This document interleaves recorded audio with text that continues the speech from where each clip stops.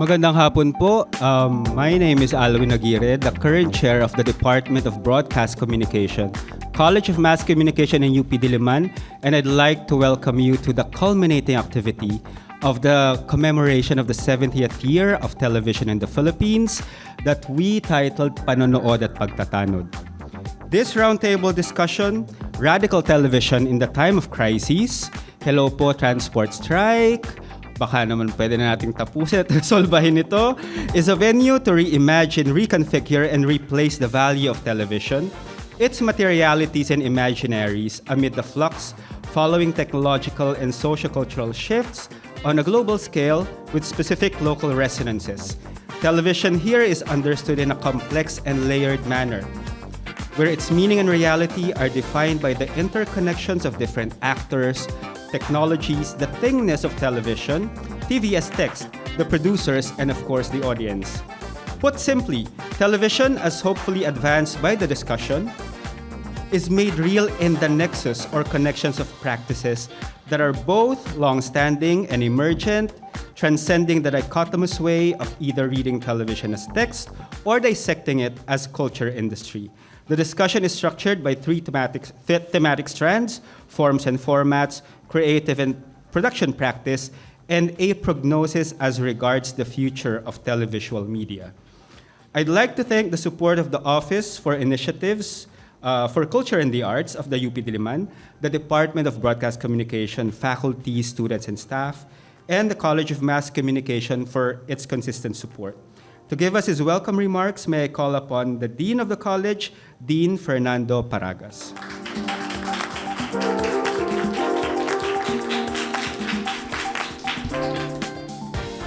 Hello everyone. Ayun, sabi ko nga kay Dr. Alwin, gusto natin ng crisis na crisis tuloy tayo ngayon.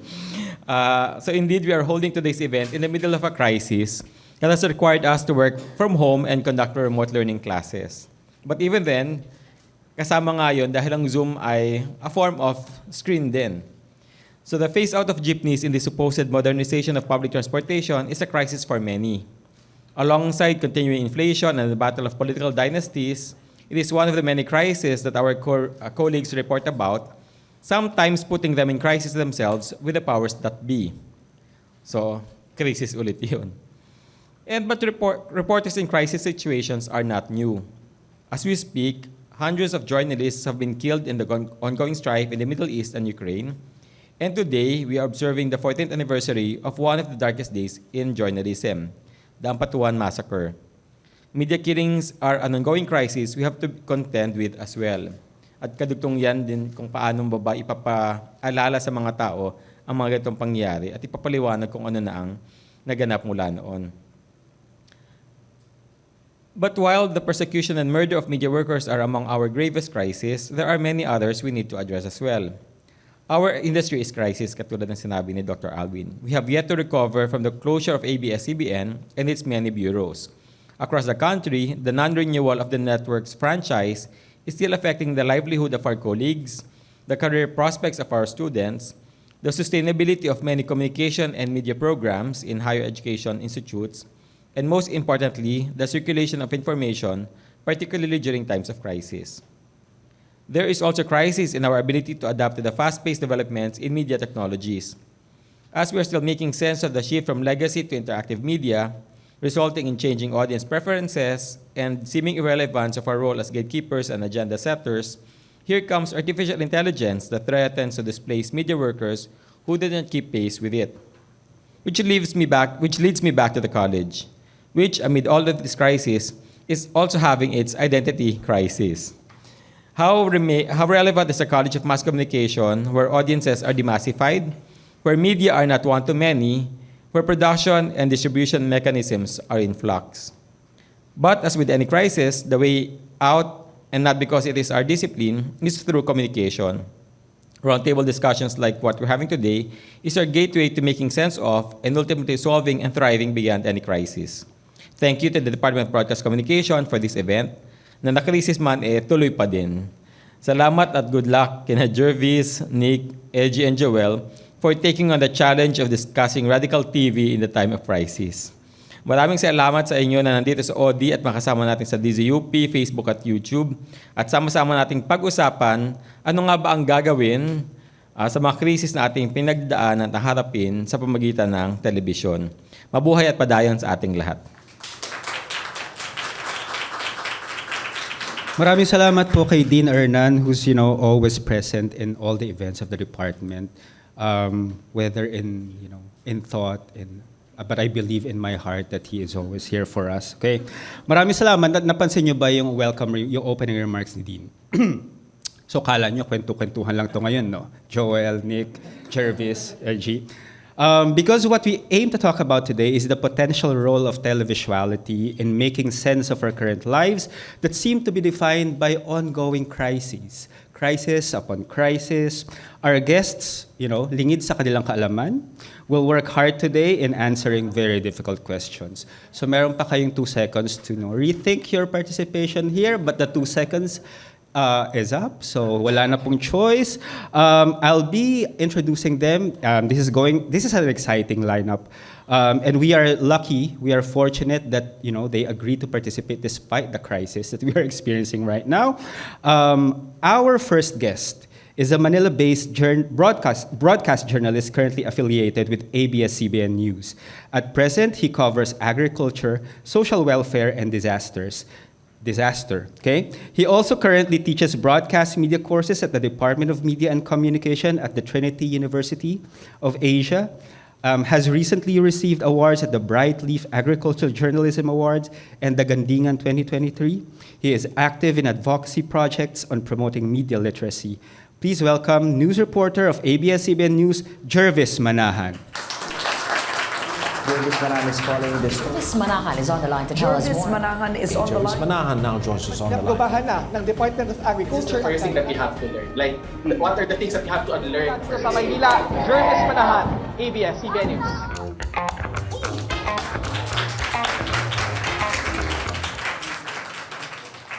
Thank you, Jervis. Our next guest is a founder and partner of the Arcade Film Factory. Guys, maalala niyo kung ano yung mga commercials na napanood niyo pag nag-usap tayo dito. You'll probably remember the commercials that he's involved with dahil ito yung mga commercials, yung television advertisements na nagugulo yung mundo natin, okay? Arcade Film Factory, the Philippines Production House of the Year and campaign Brief Asia's #1 production house in Asia. The 4-year-old company has already won awards at Cannes, London International Awards, Clio's, MadStars, Spikes, and One Show. He himself has directed over 300 commercials, okay? So ilang taon na siya in the Philippines, 300 years old. Well, 1 commercial per year. In the Philippines, United States, and South Korea. He is a 20-year veteran of the advertising industry. His company, Arcade Film Factory, is now expanding to creating the long-form content and just recently produced its first television show for the United States, Almost Paradise Season 2. Okay? So pwede natin panoorin kung may access kayo sa Amazon Freevee. Please welcome Direct Nick Sanchez. You can't buy happiness. Meron sa Grab Card. Naihahalo sa neutral spirits at barrel aging.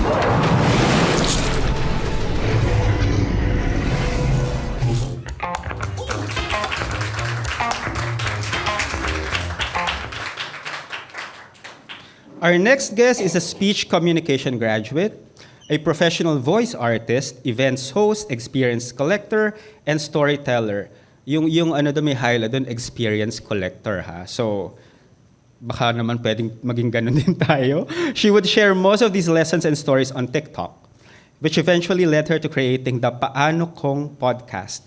This has become a top podcast in the country where she explores the possibilities in life, love, and most importantly, landi, okay? The only rose among the other roses, Joelle Yuvienco. Tara na't sagutin naman natin. Paano kung emotionally weak ako? Switch to Head & Shoulders. Get rid of excess oil and Ang gas. Chucky Bulilit pa? Mabibili na sa malapit. Both IQ and To EQ. be more mindful of what I would consume. Thank you, Joelle.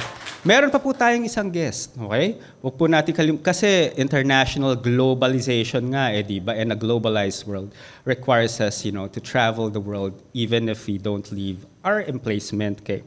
With more than a decade of combined experience in software development, ASO, F2P game design, KPI analysis, product management, and post-release live operations, kung ano man yung mga yan, tatanungin natin mamaya sa kanya. He has successfully released several AAA games in iOS and Android for local and international markets.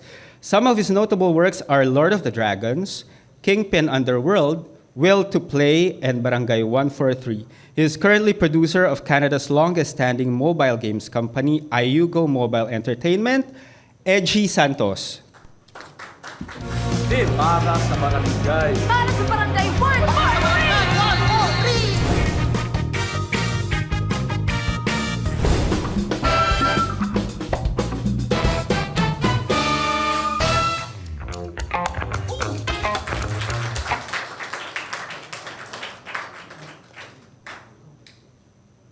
Andiyan na ba si Eji? Eji?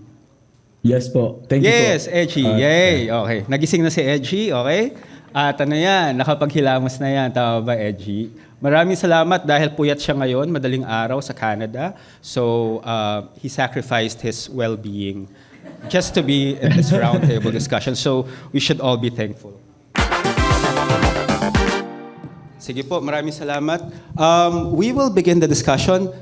Just to remind everyone that this is basically a discussion and everyone could chime in. Mamaya na yung audience, pero mag-uusap muna kami dito.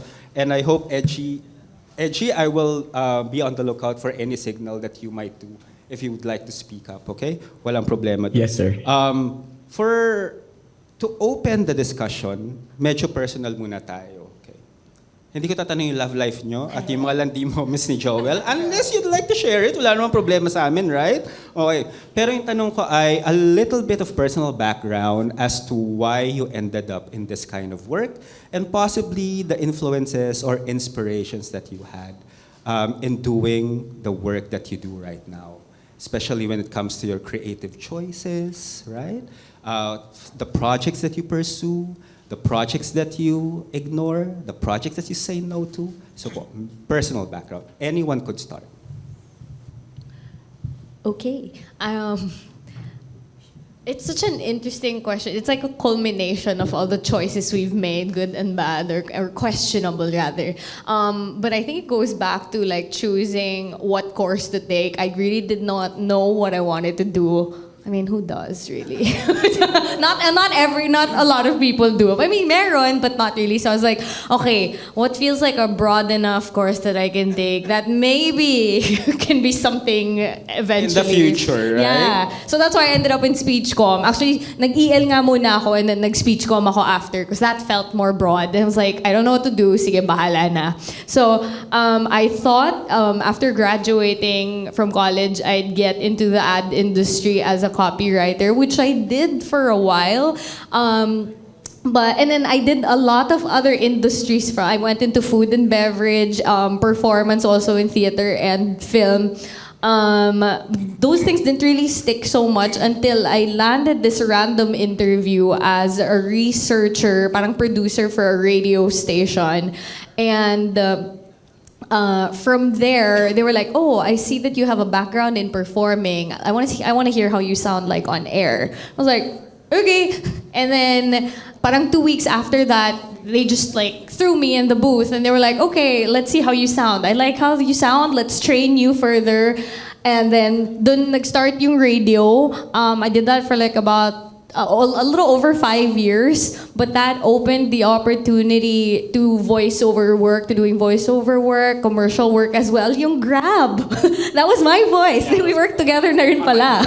Amazing! Yeah, okay. I was like, ooh. And then, nung pandemic happened and we were trying to find ways to reach out to the youngins in the radio station, they were like, "Oh, explore TikTok." Okay, let's do that. Oh, there's another way that we can explore podcasting. Okay, nagbabago na naman. It was a lot of changes so quickly. So it was just like a culmination of random yeses to all the opportunities that presented themselves. So ganun siya for me. Thank you, Joel. I really like the idea of random yeses, right? I mean, guys, yung mga kabataan dito, after you graduate probably, or even while you're studying, and random yeses come your way. Now, be sure to not shy away from them, yung mga random yeses. I really don't know how dangerous those things are, Joel. Okay pa Pero naman. mamaya mo share ni Joel yung mga risky yeses na yon na randomly inoohan niya. Thank you, Joel. Nick? So how I ended up becoming a director and an owner of a production house is, again, it's just a bunch of yeses to a lot of wild options that I had in life and just wanting to change things when I wasn't happy where I was. So I actually am one of those weird people that grew up in the United States. I did all of my schooling there and I graduated university in the United States. And I'm one of the weird ones who came here after school. So how that happened was I majored in psychology because it had the least math. And that was my only thing that I wanted to do, was not to do math. So after I graduated with the course in psychology, I looked for a job that would pay the most money. So I worked for American Express as a financial analyst because it paid a lot of money. Then I worked for a year and I realized that I hated it. I hated working 12-hour days and I hated wearing suits. I hated finance bros and things like that. I couldn't stand it. So I said, I want to do a job switch, but I don't know what to do because I spent my entire college trying to do the easiest thing possible, which was as least math possible. So I said, what's a job that I don't have to dress up in suits, that I can have kind of a lot of fun and just expand my creativity? And I was like, let me try advertising. We watched Mad Men, and I was like, yeah, it's kind of cool. Let's do that. So then I tried to get into an advertising agency in the United States, and it turns out you needed a portfolio, and I didn't have a portfolio. So I tried to make one, and it was terrible, and it was the worst thing ever. So I said, let me just try to get an internship, and I couldn't get an internship because I had a portfolio of 0. So I said, where can I get an internship where somebody will take a chance on me? And that was here in the Philippines. So I did an internship here, totally unpaid.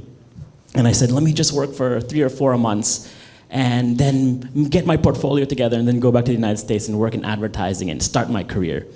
So I was supposed to be here for just 3 or 4 months. And after the second month, somebody decided to offer me a job, paying the hefty sum of 11,000 pesos per month. And I said, sure, why not? Nick, this was when? How long was this? To be honest, that was 2002. So that's not too long ago. Yeah, That's not too long ago. 2002. So 11,000 pesos in 2000. I know some of these guys were born in 2002. It's a great year. Yeah, let's not go there, Nick. So. And so I started there. So 11,000 pesos. What's great about earning such a low salary at that time was that I didn't care. I didn't care about holding on to my job, so I took a lot of risks. And I said, let me just go crazy, wild with my ideas. And it actually works great in a creative setting when you're not afraid of barriers and things like that. So that helped me in, I got promoted and things like that. And then after working in an advertising agency for 6 years, a friend that I made in the advertising industry was like, hey, I'm starting a production house. Do you want to be a director? I said, I don't know anything about directing commercials. He's like, no, we'll teach you. I said, okay. Career switch after 6 years. And from there, the first 2 years I had as a director were terrible. Oh, so bad. I think I got 2 projects in the first 2 years that I was a director. But hey, you know what? I spent the first 6 years of my life not really being concerned about money so much and just being as creative as possible. So I wasn't scared. I said, you know what? I believe in my creativity. I believe in my ideas. And I think that if I just keep pounding at this and take it seriously, that I'll be fine at it. And lo and behold, I started getting more projects and clients and things like that, to the point where I was able to start my own production house, which I started 4 years ago. And now, we're the #1 production house in Asia and things like that. So again, a series of just, yeses on her behalf, and on my layer to that story is not really being so concerned about monetary things. I know a lot of people don't have that freedom to say I don't really care about money or let me concentrate on my career first. But I do think that there is some merit to that. And even as you go on through your career, not gauging your career path don't follow the money, follow your passion, and follow good leaders and mentors who can teach you to become better. And I think that's what's really going to make you guys successful exponentially in life. Look at that, life advice. Thanks, Nick. Yeah, life advice. Parang ending na ng program natin. Okay. Mamaya pa po yung life advice. Nag-start tayo sa life advice. Nag-start tayo sa culmination of all the negative and positive experiences we have. So, hindi pa po ending ng RTD para sa mga nanonood sa atin online. It's just the beginning and see how exciting this is. Parang patapos na pero simula pa lang. Jervis. Ako naman, it's really my childhood dream to be a reporter, specifically of ABS-CBN News. Because growing up, we didn't have social media at that time when I was growing up. Yeah, around that time. But, yun, when I was a young kid, I would always want to be part of historic events. And then I would see reporters on television. The first time na feel ko na I really wanted to be a reporter was when Pope John Paul II died.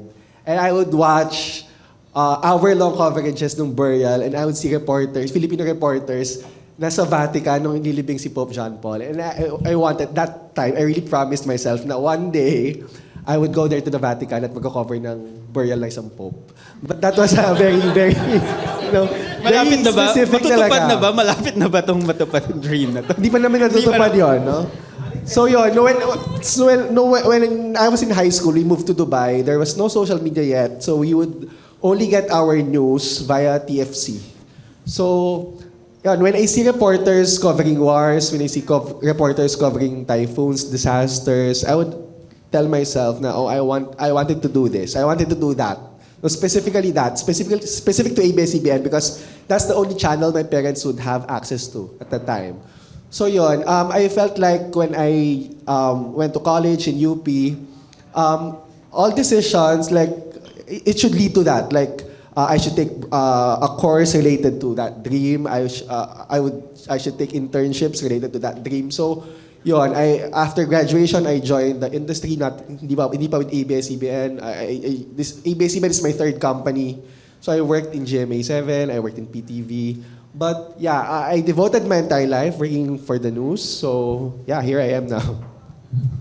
Thank you, Jervis. Nakaka-inspire naman. So, nadaanan mo pala yung GMA, then PTV, and then ABS. And probably, you have a you will have some ways to compare the ways things are done in those media companies, right? Yeah. And parang malungkot tuloy si Jervis yung sinabi niyang babalikan natin mamaya yung comparison nito, okay? Jervis, balikan natin. We'd like to hear from Eji first. Sure. Eji.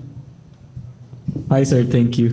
So yung sa akin naman, it started when I was like, bata pa ako kasi nung bata ako, parang gaming consoles lang yung meron ako, tapos yung mga friends ko syempre malalayo kami. So parang I spend most of my time playing games until na sa tumanda ako. Tapos during my high school days, merong isang big game na sobrang sikat siya sa Philippines na subscription-based, something like that. And then it's parang super super big thing.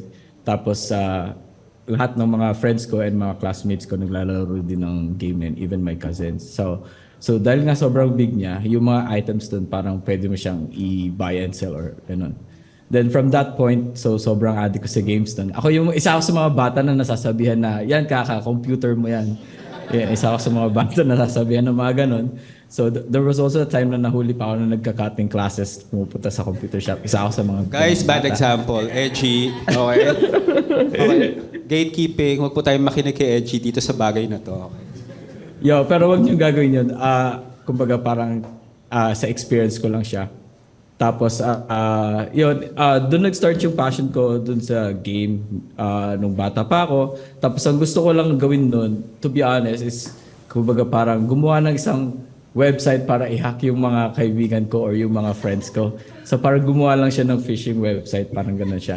And then, guys, again, Eji, okay. MTRCB is probably monitoring this. Then from that point, I figured, okay, so ano yung mga kailangan kong kuning courses para magawa ko yung mga ganun. Then nag-research ako, okay, so IT pala yung course na pwedeng makatulong sa akin para gumawa ng ganun. From that point, ang gusto ko lang pasukin is yung entertainment industry, pero wala pa akong direction. So, gusto ko magtrabaho sa entertainment industry, pero IT yung gusto ko dahil nga mahilig ako sa games. So, from that point, inaral ko siya.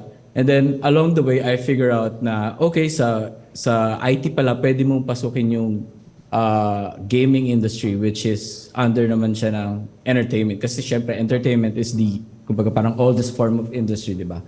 So, it branches out sa gaming. So, sige, masaya. Then yun yung kinuha kong course. After kong graduate ng 4 years, nakapag-work naman ako. And then eventually, yung first work ko nun actually, gumagawa kami ng games sa website. Yung mga flash games before.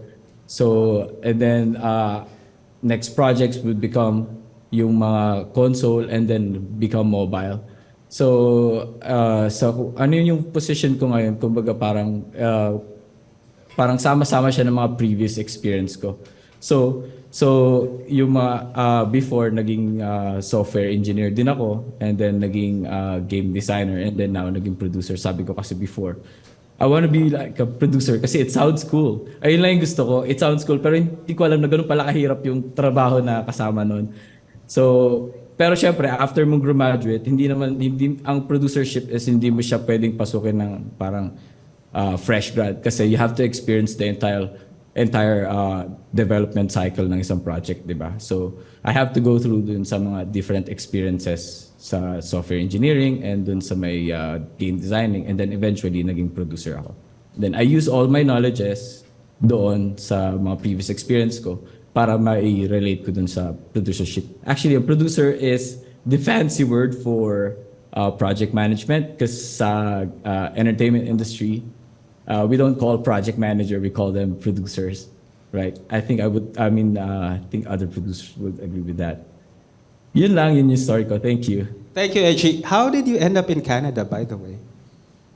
If it's too personal, you don't have to answer it, but it's an interesting turn. So, nung nasa Pilipinas ako, yung company na pinagtrabahan ko, nandito na sila sa Vancouver. And then, so habang nagtrabaho ko, sabi nila, why not go here? Sabi ko, sige, why not? Okay, pabor, di ba? Sige. Tapos, random yeses. They helped me get visa and stuff like that, yung mga ganun.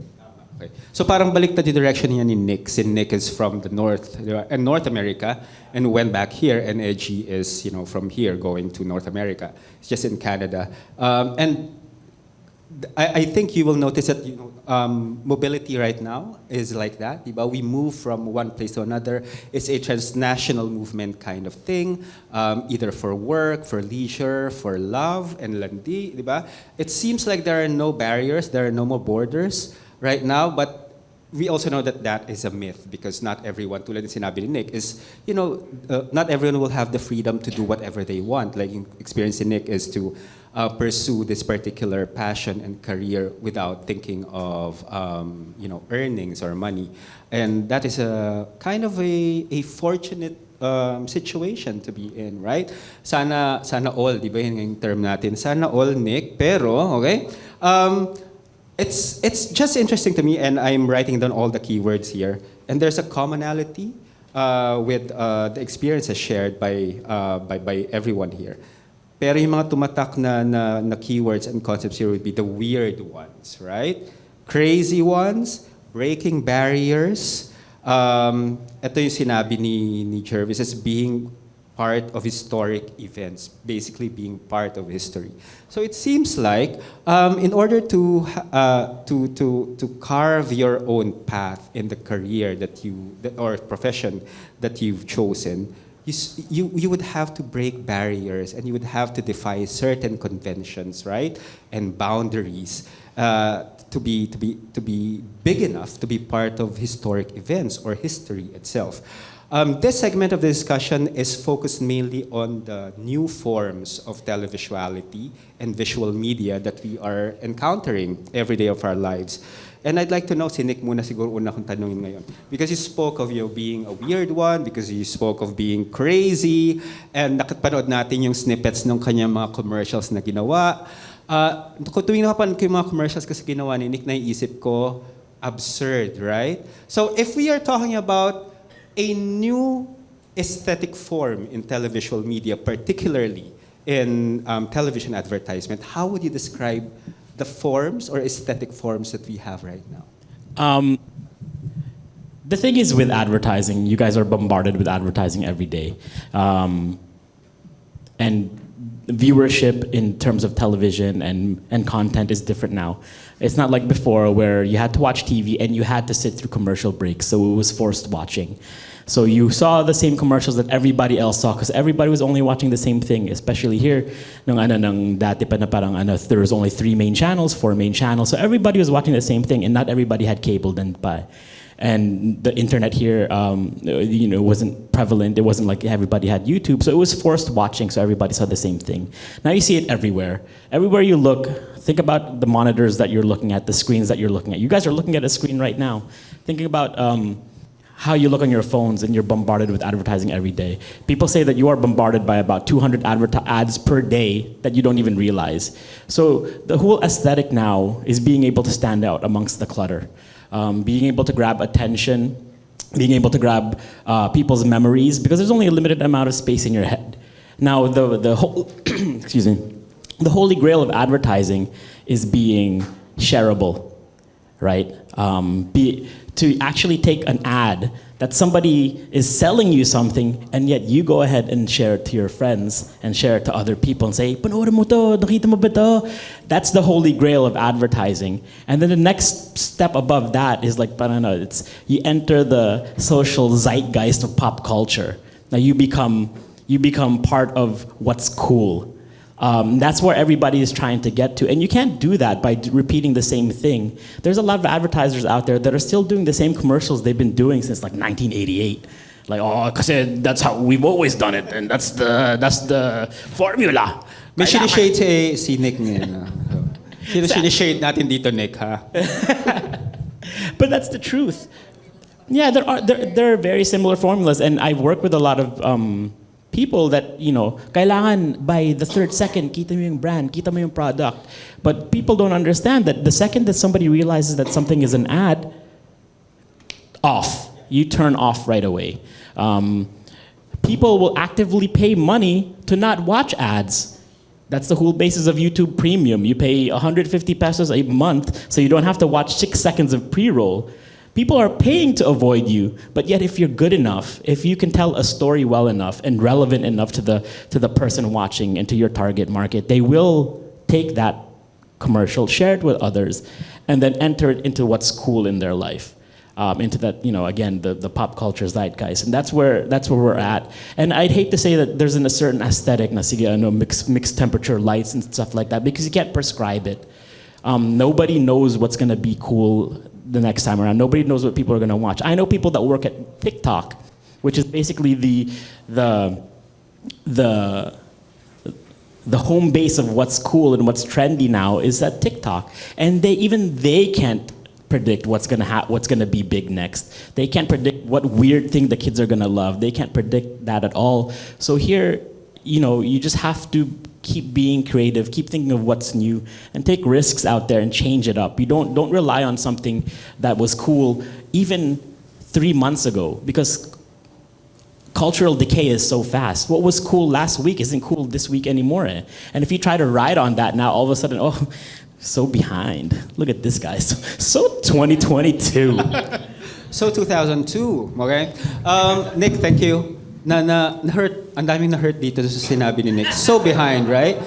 Because Nick was talking about TikTok, and I understand Joel and Jervis are also using TikTok to produce their own content. I don't know about Joel. Are you still active on TikTok, or are you now more focused on your podcast? No, I still do. You still do? I still work okay. with TikTok. So, because sabi ni Nick, diba, TikTok is like the hub of what's cool. And because I really don't have TikTok, that says a lot about why I don't know what do you call it? That's why, what? Yeah, that's why I'm not cool, okay? So, Joel, how did you find yourself doing TikTok? How did I find myself doing TikTok? How did, yeah. It's a pandemic accident again. Okay. It's one of those. Now we were all bored, and at the time, the station I was working in rebranded from Crossover to Q. So from the titos who love jazz to Gen Zs, and then the pandemic happened, and they were like, "Oh my gosh, we cannot broadcast like usual." So the higher ups were like, "Okay, explore TikTok, try to reach these kids, find a way there." Very tentatively. Like, they just said it like that, so randomly, Yeah. tentatively, and they don't have a clear plan. Yeah, just like figure it out. So we're like, okay, we'll figure it out. It started with like, hindi ako sumasayaw. In 2020, dance covers yan, di ba? I'm like, nope.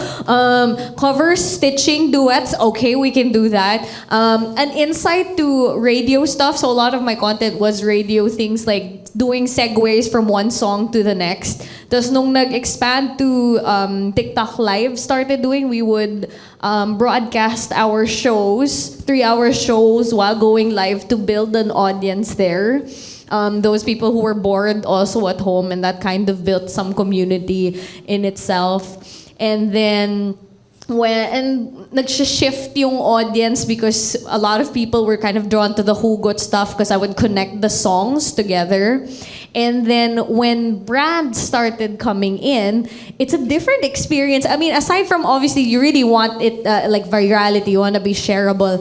But an added layer, I think, when it comes to ads and TikTok is it shouldn't be like, buy this drink. Yeah, you're like talking about off-tangent thing. So here's the story about my heartbreak, and let me talk about it while Ang galing. ganun siya. Because if it's so in your face, I still get prompts from brands who would tell me, in 3 seconds dapat nandyan na. Kahit na I don't necessarily do that, but since, they pay, so we're like, okay, sige po.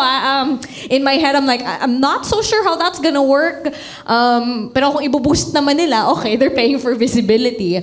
But there's I guess there's magic when you're free to do whatever you want and integrate it in your content. Yun yung mas na-appreciate ko as a the notion creator. about freedom is integral in this kind of work, right? Because you have to feel that you have a certain kind of creative freedom.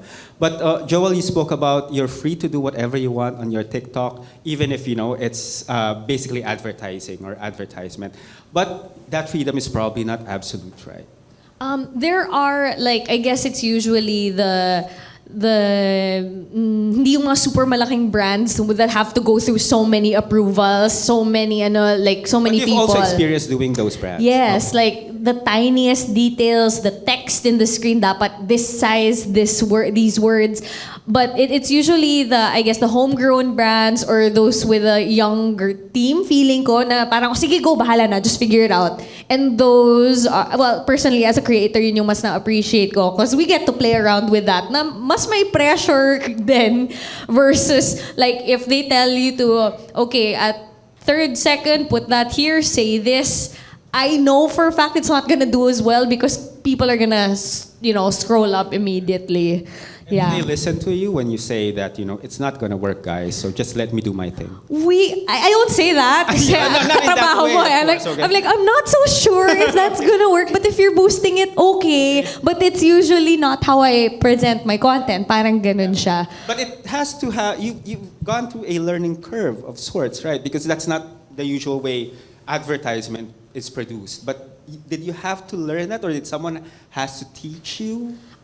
I think it's hours of scrolling that you figure out, oh, this is what works better. Yung hindi halatang ad, or like you talk about love and then, oh, parang tong skincare. It's like just as subtle as you can. I think that's the most effective if ang goal is virality and visibility. And that's probably what Nick was talking about. Yung term niya is the popular culture zeitgeist. You have to be in there to know what's cool, what's, in, and what's gonna work with the audience, right? Yeah. Can I just add?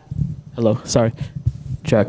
Can I just add something about TikTok? I think in terms of television, culture and entertainment and content, I think TikTok is really good. I know that a lot of us older people are just like, no, that's just what the young kids do.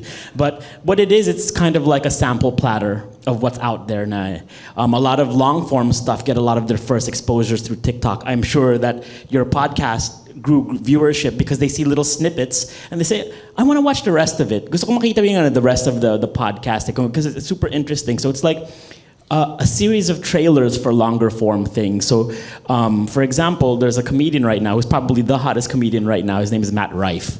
You guys familiar with Matt Rife? Crowd work Matt Rife. Yeah, pero may problema yata si Matt Rife ngayon, right? Yeah, well, he's very controversial, but that's kind of his thing. So 10 months ago, he was a nobody comedian. He was just here and there, here and there. Then he started doing TikTok, and he got so much traction from that. Now he has a Netflix special, which aired just last week. So from a series of 10 months, he went from middling nobody comedian to doing a stadium show and getting a Netflix special, all due to TikTok because he was cutting up his work and presenting it there, and people wanted to hear more. And so I think that's a really good space for people that want to create, and exposure, just that you don't have to pay for. Yeah. And you have relative control over your content, right?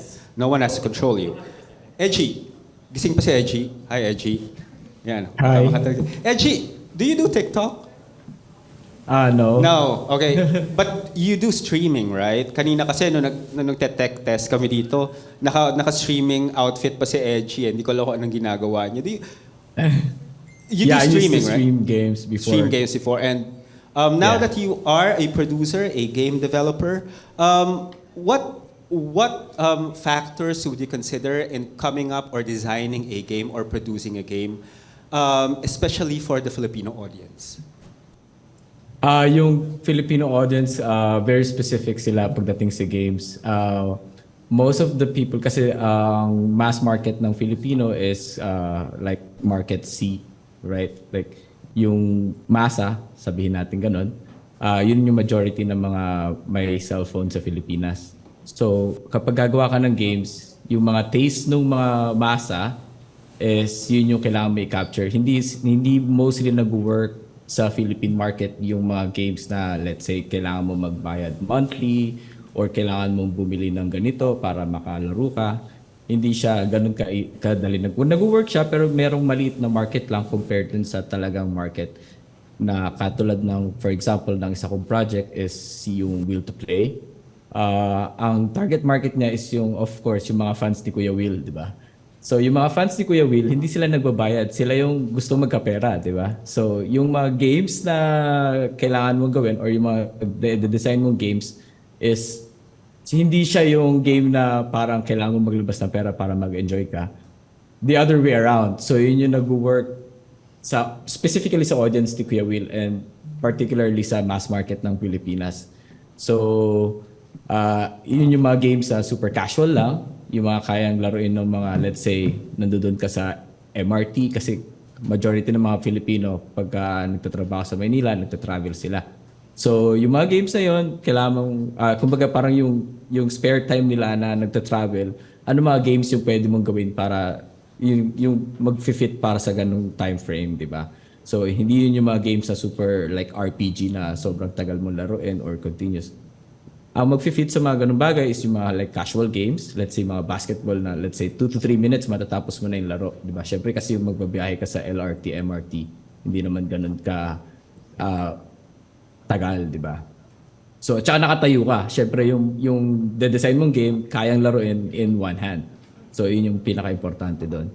So, yeah. So, sa market ng Pilipinas, a majority is mass market and to be honest, hindi sila high-paying sa Pilipinas. Unlike sa mass market ng US or ng Europe or ng Japan, iba sila. So, yeah. So, it has to be based on the demographics. And plus, demographics ng Pilipinas pagdating sa gamer is karamihan mga nanay. Oh, and, that's interesting. Teens. Really? Yes. Kasi mga nanay sa Pilipinas, mostly housewife. And hindi tayo yung katulad ng ibang bansa na working class din yung mga women. I mean, karamihan. I'm not generalizing, pero sa Pilipinas kasi ganun yung market. I mean, yung na-fetch nating demographics. Di ba surprising?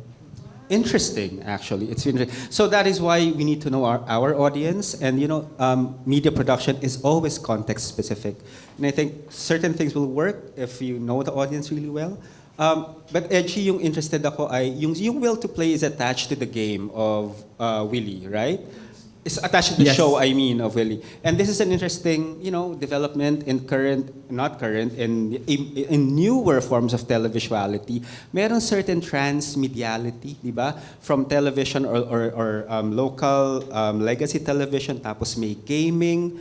Who thought of that idea, and why did they think that, a game component or complement to the TV program is a good way of marketing the program or gathering more audience? Kasi, di ba, yung Will to Play, parang isa siyang game show na ini-invite ni Kuya Will yung mga tao papunta sa kanyang studio. And then, ang essence ng Will to Play is yung, kumbaga, parang yung energy ng mga tao na nandoon sa loob ng studio na nagpa-participate kay Kuya Will. Di ba? So, nandoon siya. Tapos yung mga tao na nanonood sa TV, di ba? Tapos tinatawagan ni Kuya Will. So, yun yung, kumbaga, parang gusto naming i-virtualize or i-gamify yung experience na ganun. So yung pinaka-importanting factor doon is even though may screen na pagitan, kumbaga parang yung tao nanonood sa bahay tapos si Kuya Will nasa studio, especially nung pandemic, nagkakaroon ng connection by kumbaga parang tinatawagan pa rin ni Kuya Will. So yung sa game na ginawa namin before, kumbaga parang ang aim is gawin namin or parang i-gamify namin yung experience ng Will to Play or yung Will to Play. So ang ginawa namin doon is, especially nung nirelease yun kasi during pandemic, so yung mga tao talaga hindi makakapunta sa studio para mag-participate. So yung mga games na ginawa namin, super casual, na kahit sino, kahit bata pwedeng laruin. Tapos parang nadudun si Kuya Will, yung face niya, and then kumbaga parang may competition pa rin ng mga kumbaga players. Tapos yun yung market ni Kuya Will. Tapos parang everyday, kasi sa program ni Kuya Will, kapag parang everyday namimigay siya ng parang pera, di ba, sa mga audience niya. Tapos ayun yung market niya, yung mga tao na gustong humingi ng tulong sa kanya. So parang yun yung ginamify namin. Kumbaga, everyday if you play this game, parang may regalo sa'yo si Kuya Will as long as you play. Tapos syempre, hindi naman nagbabayad yung mga tao, hindi rin naman kumikita yung game. So kumikita siya sa brand advertisement sa mga brands na pinupul ni Kuya Will. Okay, meron akong audience na 2 million players na gamit yung mobile games, hindi lang sa, let's say, or hindi lang sa Luzon. So mas maraming reach yung mga brand. So yun yung market, yun yung kumbaga parang strategy for that. Thank you, Eji. Parang lahat ng mga to malaking kinalaman talaga ng pandemic because the pandemic really shifted a lot of the ways we see the world and do things, especially in media production. But we've been talking about yung gaming and yung transmediality with the television and podcast and TikTok and advertisement. But these are considered entertainment, part of the entertainment industry. Now we go to yung the dichotomy, di ba? May news and public affairs tayo. Medyo seryoso si Jervis dito, mga kababayan. Kaya ang tanong natin ay nagti-TikTok. Ba't ka nagti-TikTok, Jervis, as a news reporter? Doesn't it, maybe put your integrity as a news reporter on the line? People will... You know what? When TikTok started and people were dancing on it, I never imagined that one day I will be here in TikTok. Yeah, but earlier this year, naman na ABS-CBN launched a unit. We have to create content specifically for TikTok because, as news producers, you really have to go where your audience are, right?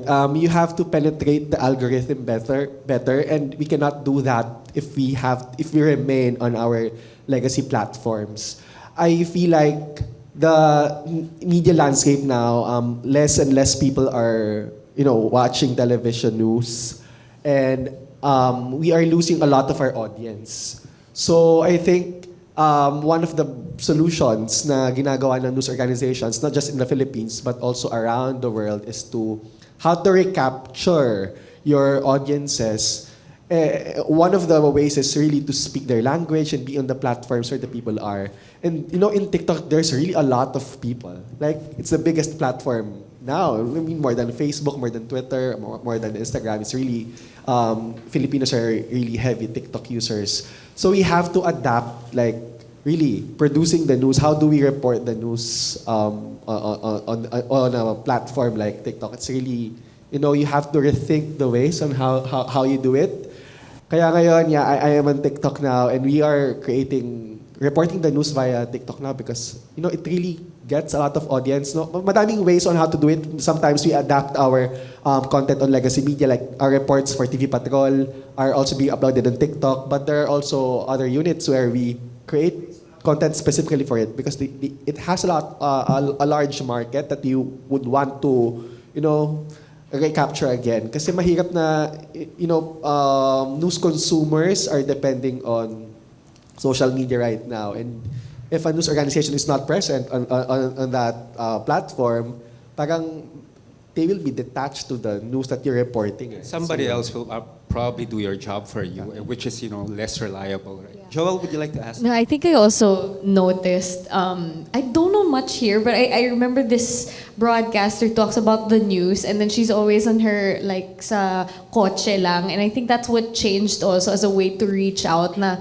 some newscasters would, like, show what they would do preparing before the show, like, mga sneak peek. And personalizing the profession, right? And I think that's also like a window to capture the audience as well, no? Yeah, it is a conscious effort on our part to show the people how the news is being made. So ginagawa mo rin yan, Jervis? Madami sa amin kaming gumagawa. Na, I did a video recent lang na what happens off cam because people get to trust you more if they get to see how you get to do it. So parang news is more interactive now. Parang people should see how we produce live reports so that they get to trust us better. No, hindi siya parang may wall between us. Or kung nakakamali, di ba? Yeah. They love seeing people make mistake or may fumble also, yung mga bloopers. There was this the weatherman who his TikTok, his viewers challenged him to insert rap lyrics into his broadcast, and he does it, and he's great at it. And he's like, today's weather is 3500 here, then we started from the bottom, now we're here. That's right. So si Jervis, hintayin natin, mag-rap na rin to. Nick, thank you for the idea. Practice na siya. But Nick, I remember we talked about the notion of vertical storytelling in news reporting. What does it exactly mean? Well, traditionally, yung production practice natin sa news would always be horizontal. It should be suited for television. It should be suited for a horizontal screen. And the age of smartphones changed that. So ngayon, iba yung paraan natin kung paano magkwento now. It has to be shot using a smartphone because the primary device being used by consumers now is a smartphone, so it has to be suited in that way. And storytelling is different now because of that. Kasi dati you would ano ba ang meron sa news report before? Kailangan may sound bites, kailangan may voice over, kailangan may mga sit-ners. Now it's different now. It's really like you can report just, sabi nga, nasa kotse ka, you can report there. You don't even have to be on site. So yun.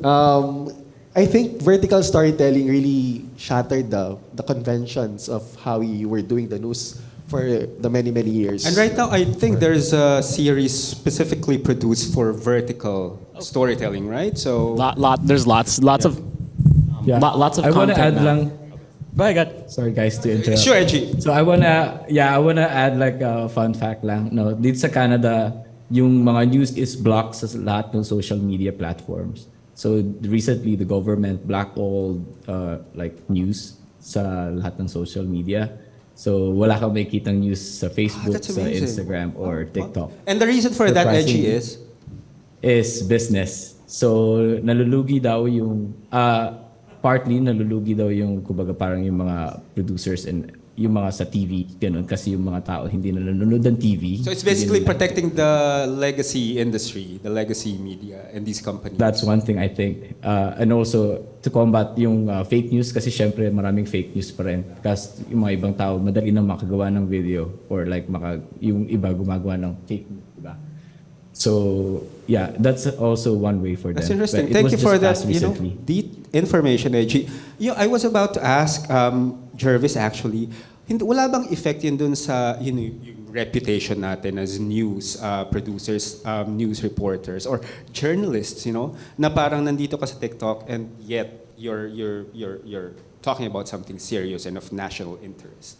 Yeah, kasi before we really prized yung reputation, like we have put anchors on a pedestal. They have to be credible. Dapat may integridad. But I think now the currency is relatability on how we can be relatable to our audiences, because it's not like being on the anchor's chair anymore. So parang it doesn't work a lot, especially with our younger audiences. It's not they cannot see us na parang hindi ma-reach yung mga news anchors, so mga ganon. So parang when we do TikTok videos, it makes us more relatable to our audiences, and that's how we can build trust.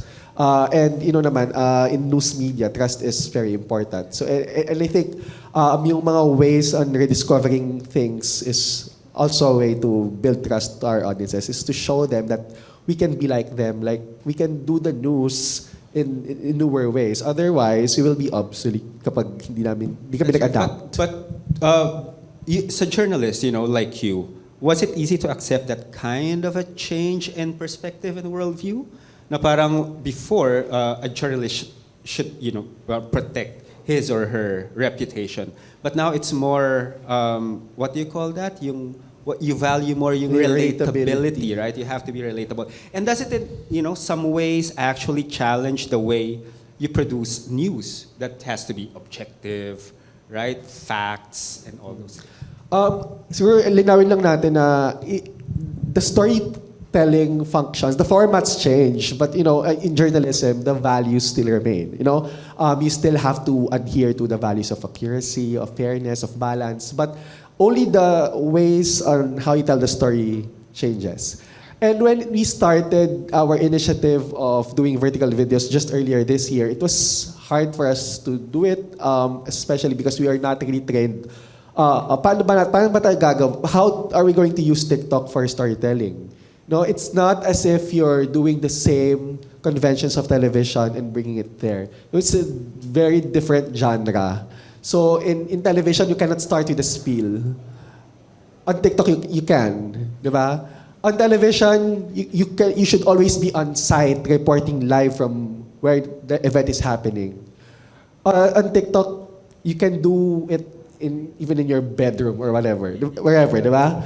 My first entry there was it was entirely an entire story about the West Philippine Sea shot on green screen. So that would not work on television so much. So parang, yeah, we really have to relearn the ways on how to produce stories, the news for TikTok, because it's really a different world. Yeah, I just want to add something on the vertical storytelling. Nowadays, whenever we shoot commercials, the clients in the agency will always say, "Direk, wag mo kalimutan, may vertical pa tayo, ha." So we have to reframe everything as in super wide, because we can reframe it. Or what we do is we shoot every frame with two cameras, one like this, one like this. So it's really prevalent now a lot, because in terms of media buy, you're only shooting this for television, you're only shooting this for YouTube pre-roll, everything else is like this. So for example, the bigger brands, for example, Jollibee, they will say if it doesn't, when you give them the storyboard as a director, they want a storyboard like this. And then they'll convert it this way later, because this is the primary, this one gets more media mileage in terms of their media buys and their sharing and boosting and everything like that. So they will ask you to frame it like this. A lot of times they'll ask you, I'll shoot a commercial where it's 100% like this. They said, we don't have any TV buys, we don't have any YouTube buys. It's all Facebook, it's all TikTok, so we want you to shoot it like this. And that's the entire time the camera was like that. So it's really a matter of changing your perspective, literally and figuratively, right? And the perspective is now, you have to imagine the possibility of having the final output as a vertical and horizontal content. So, mas mahirap ba? Yes. Yes. It's the bane of my existence. Mas matrabaho, di ba? So, mas matrabaho, mas mahirap, more challenging. And because we are speaking about form, and the current and the emergent visual forms that we encounter in different media formats, we have an audience participation activity that will be led by Data. Hi, good afternoon, everyone. I'm Data Canlas. I'm also a member of the faculty of the Department of Broadcast Communication. So to all the students here, thank you for being here. Now, please take out 1/4 sheet of paper. No, joke. Joke lang. Tira mo si Gia. Sumasakit na naman yung ulo. Kinabahan na Gia. silang lahat. Kinabahan Actually, oral recitation lang. Oral recitation lang, plus 40 points in your grade. Okay. So, right now, people in the audience, we gave you some props, some really cute props, no? I'm going to read out 3 sentences, and I want you to raise the props we gave you according to how you feel. So there are 2 faces on those props, right? So Si Dean daw wala, please give please, Dean. would you want to give Dean one also? Yan, sige. Bigyan natin si Dean para feeling cool din si Dean. Feeling young. Cool naman si Dean. Pero feeling young. Girl. Feeling Grabe, younger. Patalsikin mo na to, faculty mo. Okay, so here we go. The first question is, the first scenario is, niyaya ka ni crush na magbagyo, pero as a friend only. How does that make you feel? Niyaya ka ni crush magbagyo, pero as a friend only. 1, 2, 3. Oh, may mga hearts. May hearts, meron ding tumatawa. Joelle, niraise yung heart. Oh my gosh, Rawi, my heart. Okay, thank you. Do you want to ask, one of them? Oh, sige. Ako, Rawi, bakit heart yung sa'yo? Basta kasama siya, masaya na. Oh, wow! Basta kasama. Look at that hugots, ladies and gentlemen. Thank you, Rawi. Pwede mo na i-guess sa podcast mo. Exactly. Yes. Oh, sige. Kikiligin ka na lang. Enjoy the ride. Dito naman sa side na to, sino nag-raise ng laughing face? Anybody raise a laughing face? My dear, yes. Bakit laughing face yung sa'yo?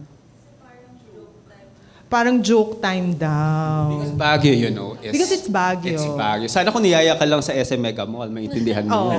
But yun. Baguio is like Good point, Dr. Aguirre. Good point. Okay.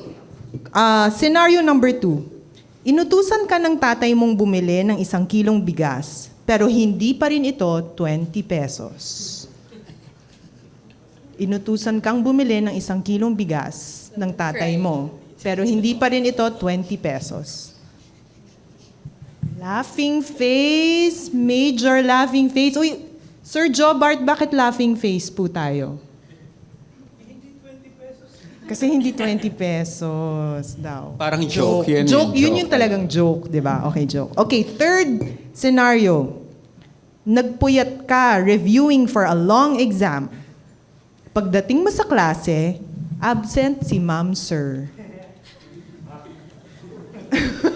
So, how does that make you feel? Popsicle sticks up, please. Okay, may heart. Ooh, si Kirby nag-heart. Yung iba nag-laugh. Okay. O bakit heart? Si Gia at si Kirby nag-heart. Kayong dalawa. Bakit kayo nag-heart? Para sa akin, it's still a win dahil wala. It's good. Dahil wala. Very good. positive. Yes. Optimistic. Yeah, Kirby, ikaw. Pag wala pa rin yung prof, may time pa ako para mag-review. Ideal student. Very good planning. Very good Yes, planning. very good. Okay. Eji, listen to the student. Ayan. So, dahil dyan, may pa-snack. Pamerienda May pamerienda mamaya. Maraming Okay. salamat So, I'll po. be back Thank you, later. Tita. Thank you. Dita will be back later for another audience participation activity. Etong mga ginawa natin ngayon, it's not just, for icebreaker entertainment. May point tayo dito sa mga emojis na to. Did you know that in 2015, the face with tears of joy was declared by the Oxford Dictionaries as the word of the year? Okay? Even if it's not a word, because it reflected the ethos of that year. Okay? It means 2 things. One, that we are deeply multimodal, meaning we use different types of signs and symbols to communicate.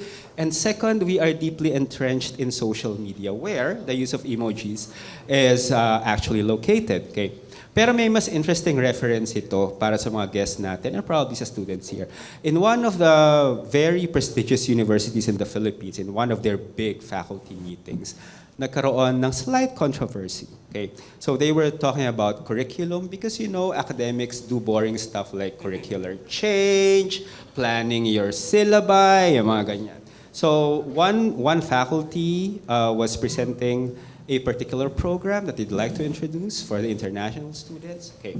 And as they were presenting the curriculum, sa Zoom, this was online. Okay. So sa Zoom, di ba meron tayong mga emojis doon? They were presenting their proposal.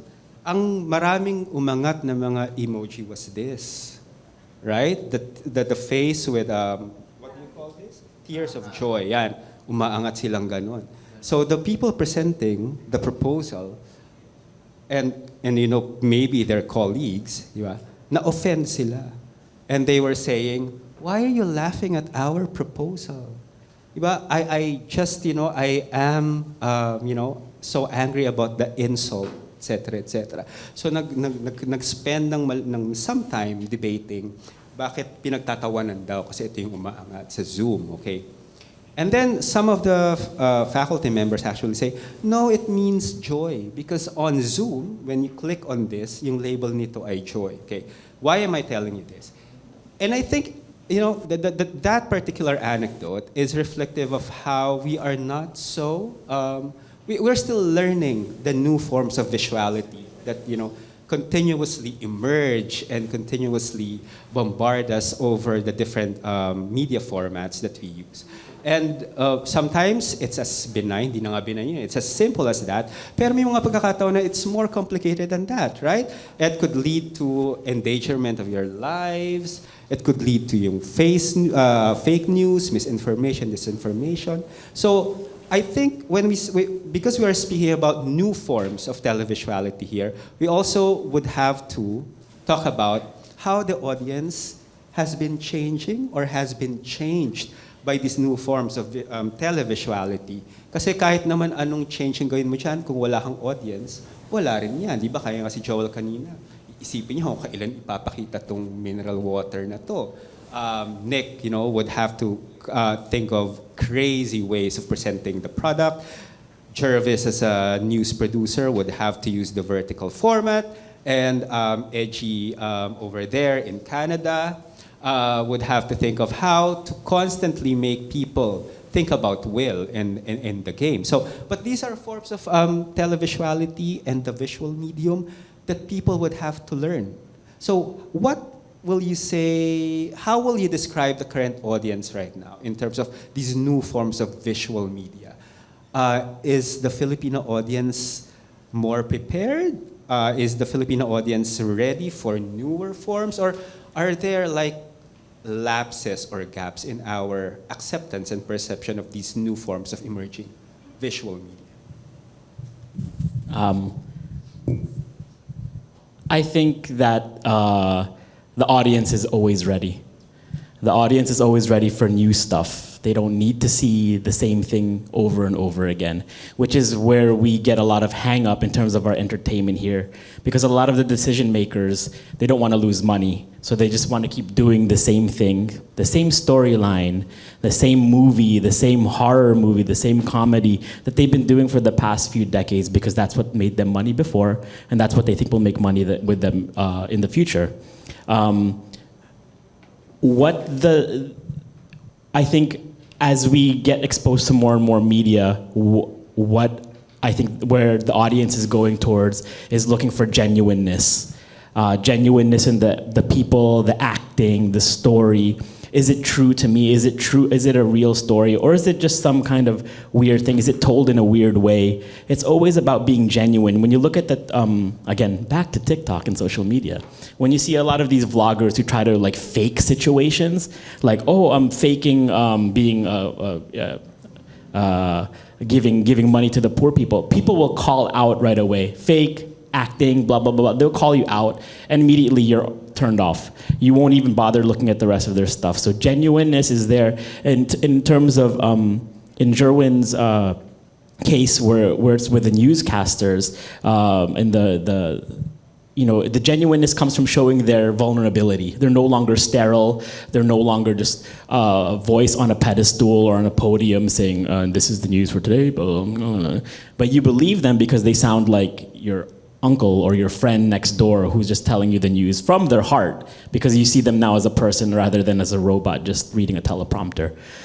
So I think that the genuineness is what people are looking for, and which is why people turn off like that when they realize it's an ad. And also story. No matter where you're at, as long as your story is good and it's told well, you will always capture the eyes, ears, and hearts of people. You can say as much as you want, this and this and this and this and this, but if you don't tell it in a way that's relatable to somebody's life and they can connect with it emotionally, even just one iota, you've lost them. And that's where I think the battle really lies in our audience. That's a very interesting concept, Nick, genuineness. But because you're media producers, we also know that genuineness could be produced and performed, could be curated. How do you do it, Joelle? How do you perform genuineness on your content? I think this is how, this is where lumalabas yung personal stories and how that came up. Like you were asking earlier before we started na pretty much nalatag ko na sa mundo yung pinagdaanan ng buhay ko, ng puso ko in anecdotes in different ways. And I think that's definitely how I was able to grow my brand as well because I was just vulnerable sharing stories. Buti na lang talaga tapos na. So parang okay, tapos na. Wala na tayong magagawa doon. What else are we gonna do about it? I guess so there's value also in seeing people mess up. So maybe they can do differently. Maybe they could do the same and figure out and see if it'll come out differently. So in that way, I think it depends on how you present it. I think as us as a culture, pa rin Filipinos are still very with the emotional bit. Yeah. So when you talk about love and hurt and like just being really, really crazy and reckless with your decisions, maybe someone who will always relate to that in some way. Also in Filipino culture, there's a concept of hiya or embarrassment or a sense of community or face saving. That's true. So did you find it difficult at first to be this kind of open and vulnerable? This kind of genuineness or to present a genuine side of you. Was it hard for you to do it in the beginning? I think yung parang double-edged sword of growing, you get a lot of the really horrible comments where they'll just judge you either way. So parang, ano na ang gagawin? Ganun eh. Parang people have like said, alandi mo. Really? Bakit? Okay. So parang you can't weaponize it anymore if I own it for what it was. Parang ganun siya. So what do you do with that? Like people always have to say something. Maybe have some judgment and thought, but like, bakit mo iniisip yan? Is that like, you will only notice something that's also something that you have an issue within yourself. So it's just a mirror. So whatever issue that you see in me, that's something that you see in yourself for sure. So ganun siya for me as far as but this kind of thickening your emotions, it's a learning process, right? Hindi yun automatically ganun ka kakapal. Hindi ko sinasabi makapal ang mukha ni Joelle, but yun but it's okay. Kind of yung ganung klaseng, di ba? You're that courageous and brave. You're not so thin-skinned anymore, right? It has to be learned. I think there was a transition from my time in radio, pag nagdadaldalan lang kami about certain things, and kasi the focus then was like, there was a shift from playing music to being like, okay, personality. So, introduce yourself more, share more bits about yourself for, again, relatability. So, I guess from just talking about it every day, nasasanay ka na, nakwento ko na, might as well, or this happened already before, parang how else are you gonna try to use that against me if I own it? Naman na, anong gagawin mo? Parang ganun siya. It's owning it, basically. And lahat naman tayo may mistakes before. And so be comfortable with being vulnerable about these things. Yeah. Because, the essence of these kinds of media is, keeping it real in a sense, right? Parang naman, lahat naman tayo nakakakamali dito. Lahat naman tayo merong tayong ginawang kagaguhan. Yes. Censored, I'm okay? sure. So, sa we're all the buhay natin. same. Yeah, that's right. Okay. What about Jervis? Kasi inisip ko kay Jervis is kind of more challenging because may layer of kasi right? talaga ito yung news, Yes, right? that's true. Hindi ka naman pwedeng maging malandi dito kahit nagte-tiktok ka ng news, Jervis, right? Unless pwede pala talagang landiin ang balita. Andito po ako ngayon, Jervis Manahan, muling nilalandi ang balita. Okay? So, is that possible? Sabi kasi, when you go on television, it's a different medium nga, no? But when you go on TikTok, it's more relaxed, no? We are advised to just be more genuine because we are so used on seeing reporters na very formal, very templated yung itsura, very formula, parang modulated yung voice, kailangan ganon. Templated. So, Templated yung itsura. parang, di ba, ganon. But in TikTok or in other newer forms of our storytelling, we can be freer in telling it. We can inject some humor, we can inject some newer ways na there are ways na hindi namin na-imagine before. Like for example, may kasama ako who talked about COVID na gumawa pa siya ng skit, nag-acting siya, kunwari virus siya. Diba? That's something na unimaginable before. But now it's acceptable. So parang, yeah, there was some kind of an internal debate within ABS-CBN News na parang hanggang saan natin dadalhin ito na without hurting our credibility na pwede ka na ba as a reporter, pwede ka na acting as a COVID na virus and you can still tell the story and then parang sabi na some people are dancing to your stories, alam mo yun, parang wala nang limit at all. But yeah, we were just told to just be genuine in telling your story. If you don't feel like dancing, if you don't feel like acting, then don't do it. Yeah, but if because you the feel audience like, will feel it actually, like you're faking. Yeah, if you feel like you can now be a cheerful reporter, and you know that's something that's quite new, maybe.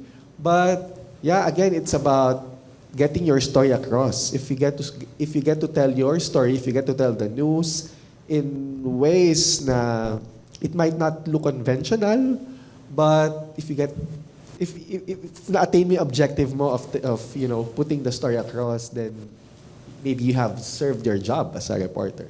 Kesa naman sa we stick to the old ways and then people are not watching it anymore. So parang, yeah, it's again, we go back to our objective of getting our story across. How do we get the news to our audience? Because you have to have an audience, right? Kasi kahit may content ka and you produce a lot of content, if no one's watching those, wala rin silbi yun, especially with news, because news is important stuff. But if people don't watch the news and they'd rather get it from other sources which are less credible, then that will be riskier in a sense, right?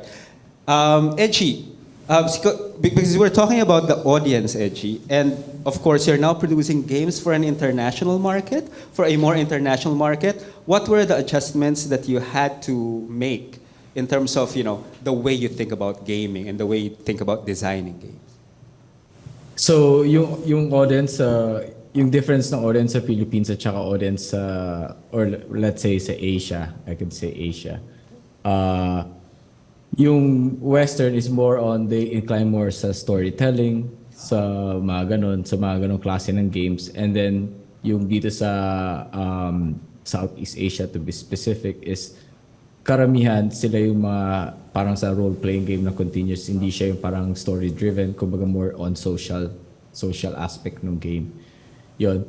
Tapos, kung i-compare natin siya dun sa may audience namin kay Kuya Will, yung mass market nga, to be specific sa Pilipinas, is yung audience kasi ni Kuya Will is parang kumbaga parang sila yung nanonood ng TV, yung lagi nasa bahay, yung mga ganon. Tapos, karamihan nasa ibang mga probinsya. Yun yung mga audience ni Kuya Will. And then marami silang time para mag-play ng game. Tapos yung mga type ng play na yung dahil nga sa age range nila na mga karamihan housewife or mga matatanda. Kasi hindi naman, kumbaga parang hindi common sa mga fans ni Kuya Will yung mga teenager, di ba? Alam naman natin yan obviously, di ba? Tapos yung age range niya is may mga tatanda. So hindi dapat tayo gumagawa ng game na too complicated or parang yung kailangan pa rin nilang mag-isip para yung mga typical na game na mga pang teenager. So yun yung mga kino-consider namin. Isa sa mga games na nag-boom dito sa North America is yung Big Fish games. Kumbaga parang ang target market nila is talaga yung mga housewife, yung mga games na nire-release nila is yung mga Find the Difference, mga let's say yung mga crossword puzzles, yung mga ganong type of games. So, yun yung mga ganong type ng game yung nag-work sa ganyang specific market kasi they have time, they can play, they can sit playing that game for like an hour or a couple of hours. So yun yung mga, kumbaga parang aalamin mo muna yung audience mo, and then you design the game based on the target audience. Kung ano yung makakaya nila.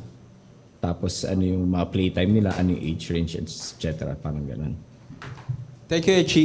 And we've actually been talking about yung, aside from forms, is the new ways of producing these forms, right?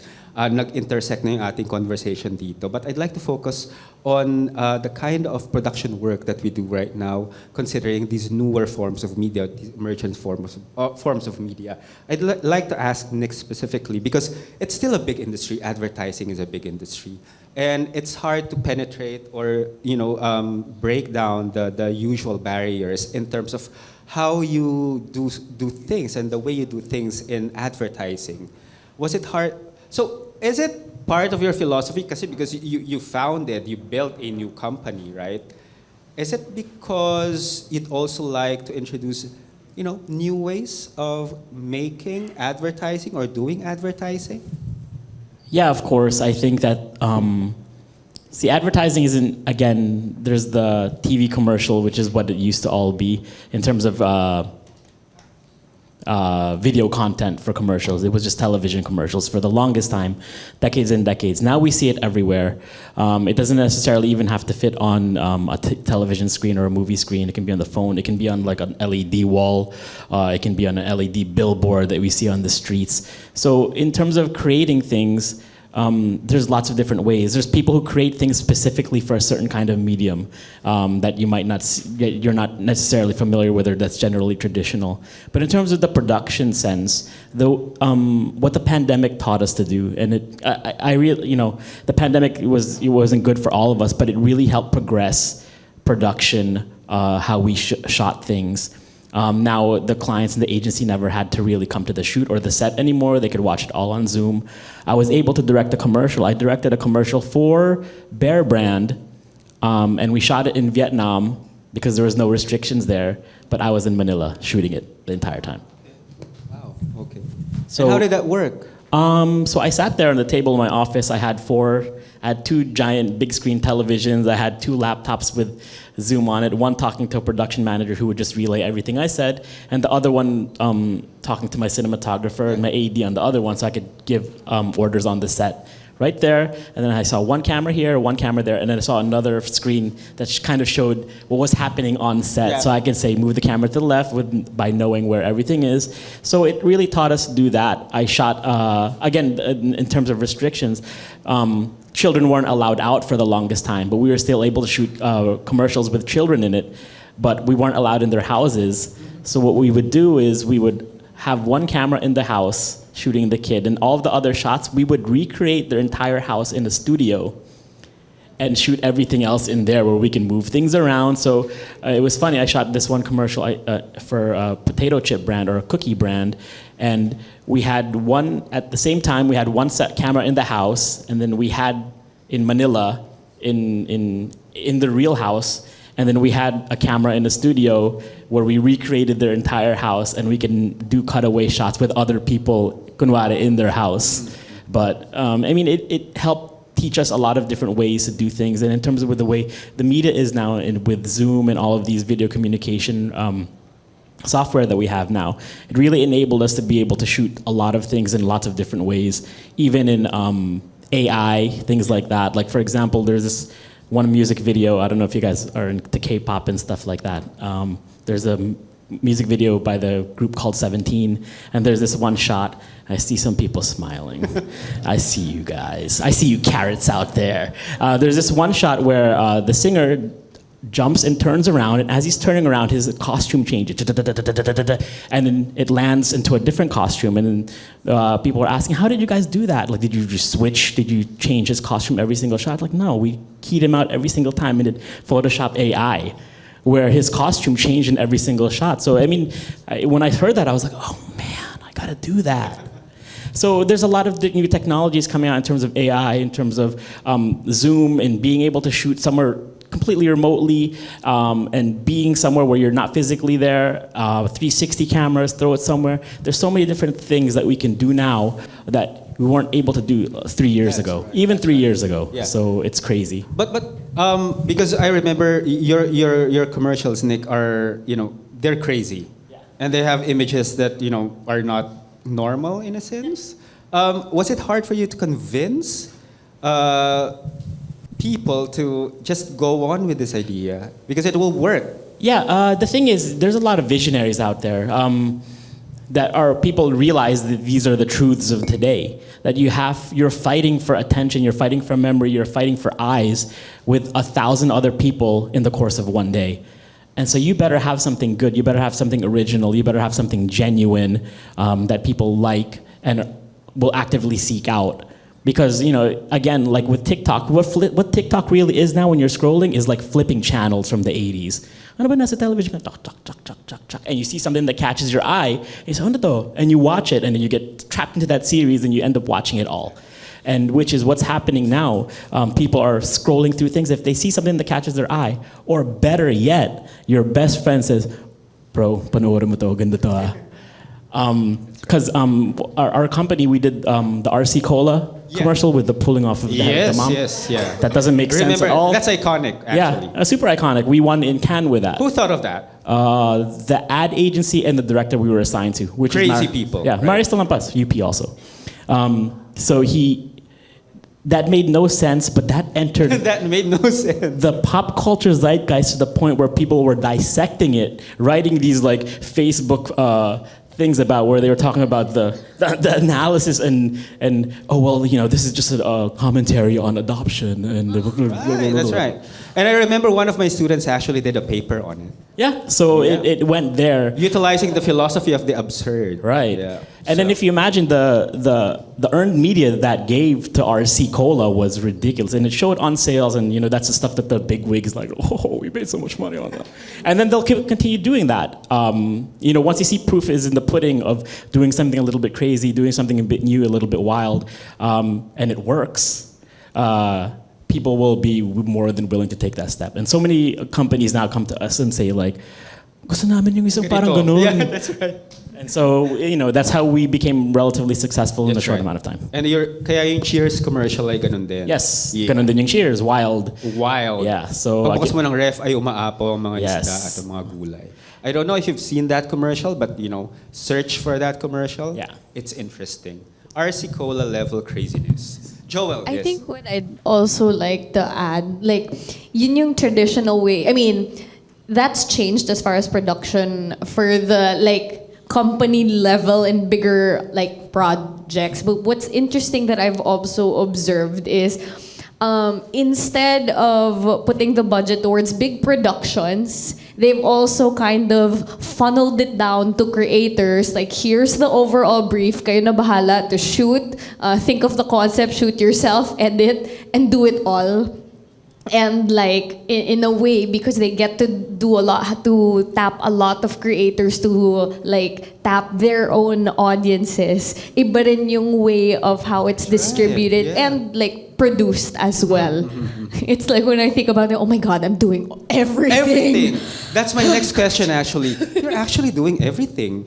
Where in the past, these were specialized tasks. So how do you feel about it, Joelle? Para kang, hindi ba yan unfair labor practice in a sense? And na-question ko siya. I was like, oh nga, no? Parang in a way, mas tipid to because you don't have to you don't have to rent an entire studio. For that, you just give them the brief and that's it.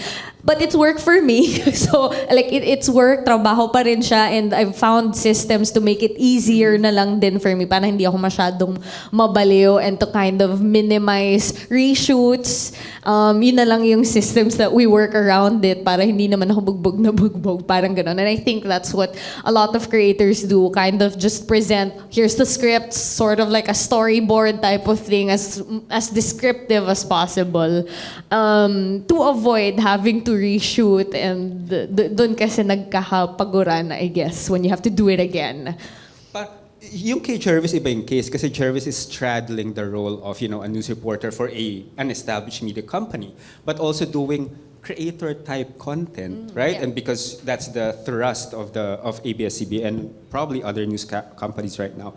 Do you feel like you're overburdened with these kinds of responsibilities not only as a news producer, but now as a content creator? Well, not really overburdened, but our workflow already has changed. Like you will get sent to, like, for example, a coverage, and then you will be told na may iba't ibang executions yan. Like for example, I did the Onion story. Na parang you're not just doing it for television. Parang you will be told by your editors na your coverage should have a vertical execution. This will have a TV Patrol execution. This will have a long form text execution. So you don't feel overburdened by that? Sometimes it does, but working in corporate media, parang there's nothing much you can do about it. So yun lang. Yung production practice would really have changed over the years because same story but different types of execution. So you have to learn all of it because the lines have blurred. Dati kasi TV reporter ka lang, parang you're catering to a specific medium. Specialized, right? Yeah, but now you have to do a lot since multimedia na yung labanan. Yung kay Eji, I have a specific question, Eji. Kasi I know in Canada, yung gaming industry has grown a lot in the past few years. Pero it started with independent game developers, right? Yung indie game developers, if I understand it correctly. Tapos, na-pick up na ng mga big companies and now it's one of the major hubs of game development in the world. So, Eji, did you also start as an independent game developer? Or have you had that experience as an indie game developer? Yeah, I used to make like yung small games na casual lang, tapos nire-release ko lang for myself, pero tinatanggal ko rin siya after kasi siya nahiya ako. Pero I work in a company before. So yun, totoo yun na nag-boom yung gaming industry, especially nung pandemic kasi lahat ng tao, kumbaga parang na-stock up sa bahay, tapos marami silang free time. Tapos yung cost nun, kumbaga parang naghahanap sila ng entertainment and then dumami yung mga games. In fact, parang yung lahat ng mga, yung sales ng Nintendo Switch is tumaas dahil sa pandemic. Diba? So yun, gusto ko siyang i-mention like yung sa production changes na pinag-uusapan nyo. Kasi meron siyang importanteng, kumbaga parang meron siyang another emerging medium sa tech industry which is yung VR. Diba? So before, let's say, pag gagawa ka ng games, syempre yung production mo, depende yan sa kung ano yun, saan mo siya i-release. Meron i-release sa PC, meron i-release sa console, meron i-release naman sa mobile. So for each of those platform na pag-releasean mo, kumbaga parang iba-iba yung game design doon, iba-iba yung UI and UX, iba-iba yung controls, di ba? Kasi syempre pag sa PC meron kang keyboard and mouse, pag sa mobile, touch, di ba? Touch naman lahat. Pag console, may remote controller ka. So yung touch, syempre yung touch hindi mag-work sa PC and console, di ba? Vice versa. So yung production process doon, kumbaga parang naiiba siya, especially sa pagde-design ng game. And then there's this VR na dumadating, di ba? Yung VR, you're not just looking at a screen. You're not, kasi di ba sa PC, sa console, sa mobile, you're looking at a flat screen. Sa VR, basically, you're looking at a screen pero you are in it. Diba? So yun yung kumbaga parang ibang UI and UX experience siya. You have to design a game na yung perspective mo wala siya sa other side of screen. Kumbaga kapag parang nandoon ka sa loob ng game. So it's a different experience. So yun yung kumbaga parang emerging dito, let's say sa North America. So kaya naglalabas ng mga ng Meta Quest 3, yung mga VR headsets, yung mga ganun. Yeah, tapos yung sa mga indie game developers naman, gusto ko i-share.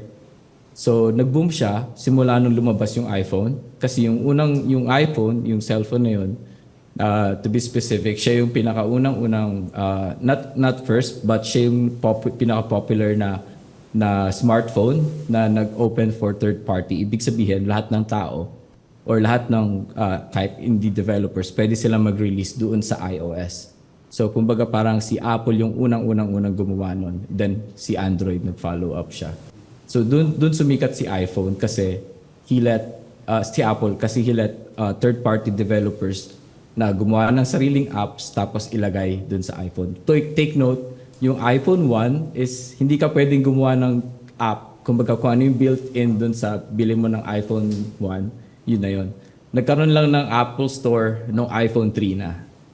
So dun pa lang pumasok yung mga third-party developers na nagkaroon ng Apple Store. And that was like around 2012, which is yung nag-boom yung mobile industry. And I hope yung shinare ni Eji, it reminds us of the kind of yung convergence of different things when we speak about our experience with yung televisual media. Dati-rate, nawala pang App Store yung unang iPhone, tapos nagkaroon ng App Store, nagkaroon na rin ng chance yung iba't ibang independent developers, to do their own programs and to offer their own apps. Pero ngayon kasi, di ba, para sa atin, these are all givens, right? And we have we can't imagine yung how, in the back end, how these are done. Pero the production aspect also has changed drastically because of these newer forms of technology and newer forms of media. I'd like to talk about the notion or the phenomenon of creator economy. Before, nung bago yung internet, social media, we were speaking about attention economy. And now, Joelle and Jervis and probably all of you will be, interested in knowing that the label now is creator economy because of TikTok primarily. And there is a company in the US called 25/7 Media. I don't know if you've heard about 25/7 Media. And I don't know this because I'm smart. I just read an article on Wired because of subscription. Thank you, Wired. Baka susunod, sponsor na sila. Okay, so 25/7 Media is capitalizing on creator economy. At ang sinasabi nila, their motto in life is, influence the algorithm, not the audience. Kind of profound also, but disturbing, right? Influence the algorithm, but not the audience. Okay, so how do they do that? It's important to talk about this because the creator economy is projected to be worth $480 billion by 2027. So ganun kalaki. And part of that would be the TikTok content that you create, okay? Or the advertisement on social media that you create. And the news probably and games, okay? So, they have, 25/7 Media has a 10% rule. Yun yung kanilang theory. Sabi nila, 10%, sige makinig kayo, baka magamit nyo to sa inyong content, okay? 10% of those earwormed users, yung nakakinig lang nung snippets, will end up tracking down the snipper's original source. And this is particular to music, or yung background music that we hear when we look at TikTok content. So 10% of those earwormed users will end up tracking down the snipper's original source. So yung kanilang philosophy, yung kanilang actually in-offer for content creators would be, we will make you famous using this particular formula. At marami na, or there are several artists, independent artists in Canada, in the US, in Europe that, has become their clients, and they're using this particular formula. But we go back to their motto, which is kind of interesting also, but also kind of, disturbing. You influence the algorithm, not the audience. And now we're talking about algorithm as part of that back end of producing media in the current media landscape. Do you think about these things when you do your content, Joelle? So hard. So hard It's being so like hard. a slave of the numbers or being sucked into that system. Kasi wala, at this point, like, even when you say parang you're on TikTok, everyone at this point is already on TikTok. At some point, you've seen this person once. So our attention, like we're fighting for attention, and it's it changes so quickly throughout, like in weeks and months. Oh, something works. Oh, okay, this will work for now because that's gonna change in a bit. So like, grabe yung resilience and natitrain yung pagiging fast, thinking on your feet. Makes you really stronger quickly. as a person. Yeah, experimental as well as the algorithm changes as well. So yeah, it keeps me on my toes. But you're concerned about this. Of course, this is a matter of algorithm because Yeah. it's basically the kind of economy that you're working in. Di ba? Yeah, and like if you'd want to work with brands also, I mean, it's another level din kung parang primarily that's what you do, like full-time content creators. That's another level of like, I don't know how they do that. Kaya marami pa akong ibang trabaho because I don't want to be a full subject to how the algorithm goes and works. So yun yung kalaban. So if you wanna like work with brands or be visible, you have to understand in a way how it works so that you could leverage and give the numbers. Because it's not just about follower count anymore. It's really like how many people are not just watching but also engaging. And in engaging, ilan ang nagtra-translate to actual sales sa yellow basket na yan? Ilan ang bumibili? Yeah, because at the end of the day, it's still about making profit out of these Yes. things, right? Because the companies are paying you to earn a profit anyway. Jervis, this is Exactly. what's hard. Kasi ikaw working in the news, is algorithm like important in an important consideration for the news company? Yeah, it's very, very important. And our fear is our algorithms have become too personalized, that a lot of kids, a lot of young people are not, are being detached anymore. Parang news do not get to penetrate their algorithm. Like for example, just a few days ago, some people are asking na, bakit hindi binabalita yung mga baha sa Samar? Parang people are asking that. Parang people are accusing news organizations of not putting floods in the news. But actually we did. It just didn't enter their algorithm. So parang when I asked my students on the first day of our classes this semester, I just asked them, what are confidential funds? No one got to answer it. And we were tracing the problem like, Alam niyo ba yung gas na yun from the audience? Youth today can be so detached because they are depending on their algorithm for news. And sometimes the news do not get into their algorithm, and if hindi umabot sa algorithm nila yon, hindi nila malalaman kung ano yon. That's why we are still, finding ways on how to make important, relevant news appear on your timelines, because your timelines are curated in such a way that this will contain things that you're interested about. Like for example, if you're a K-pop fan, puro K-pop ang i-feed niyan sa'yo. But news is about knowing the things that you're not interested about. So how do we do that? So parang we're still finding that formula in ensuring that people get to have that information that's important, but not as interesting. That's right. It's a very difficult task, Jervis. So I don't envy you. It's hacking the algorithm. So parang, how do we get to hack the algorithm so that people would get to know these issues? Because like what you said, news is about the things that you are not familiar with. That's why the news is there for you to be exposed to these things. But because media right now is so personalized, it's hyper-personalized, it seems like, on the one hand, you have your own particular agency because you choose the things that you want to watch, choose the things that you want to view and engage with. On the other hand, it seems to make your world smaller and smaller as you engage with these kinds of content, right? So the fear is, in the future, people will just live their lives in their own little world without, interacting with others, without knowing how vast and how complicated the world is. Is that a concern for your work, Nick? Oh, Jervis, sige, would like to add something. Sorry. Yung echo chamber is another thing. Like, you are surrounded by people who have the same beliefs as you do. So parang you would automatically reject ideas that are not in line with your beliefs. So parang, these are the things that we are concerned with, that, oh my God, even the woke people are blinded by their size of an issue. We have tested this in many issues before. Na sometimes we have to make a conscious effort to debunk ano yung popular narrative in social media, because sometimes the popular narrative in social media is not the truth. Nick. Yes, I think more than defeating the algorithm, like the companies, like you said, like 25/7, they can beat the algorithm, and they claim they can. That's their claim. That's their claim. But not necessarily being an algorithm is the key to it, especially for earworm things. When you hear I think they're referring to TikTok songs that become viral, and then all of a sudden the song that was released 7 years ago jumps up to number 1 on the Billboard because of TikTok trend that it was related to. But again, in the overall scheme of things, in the long run, the songs and the artists that are going to stick by doing that are the ones who are actually very good. So even if you do beat the algorithm, you have a million uses of the background music. It doesn't necessarily mean that your next song is going to be a hit.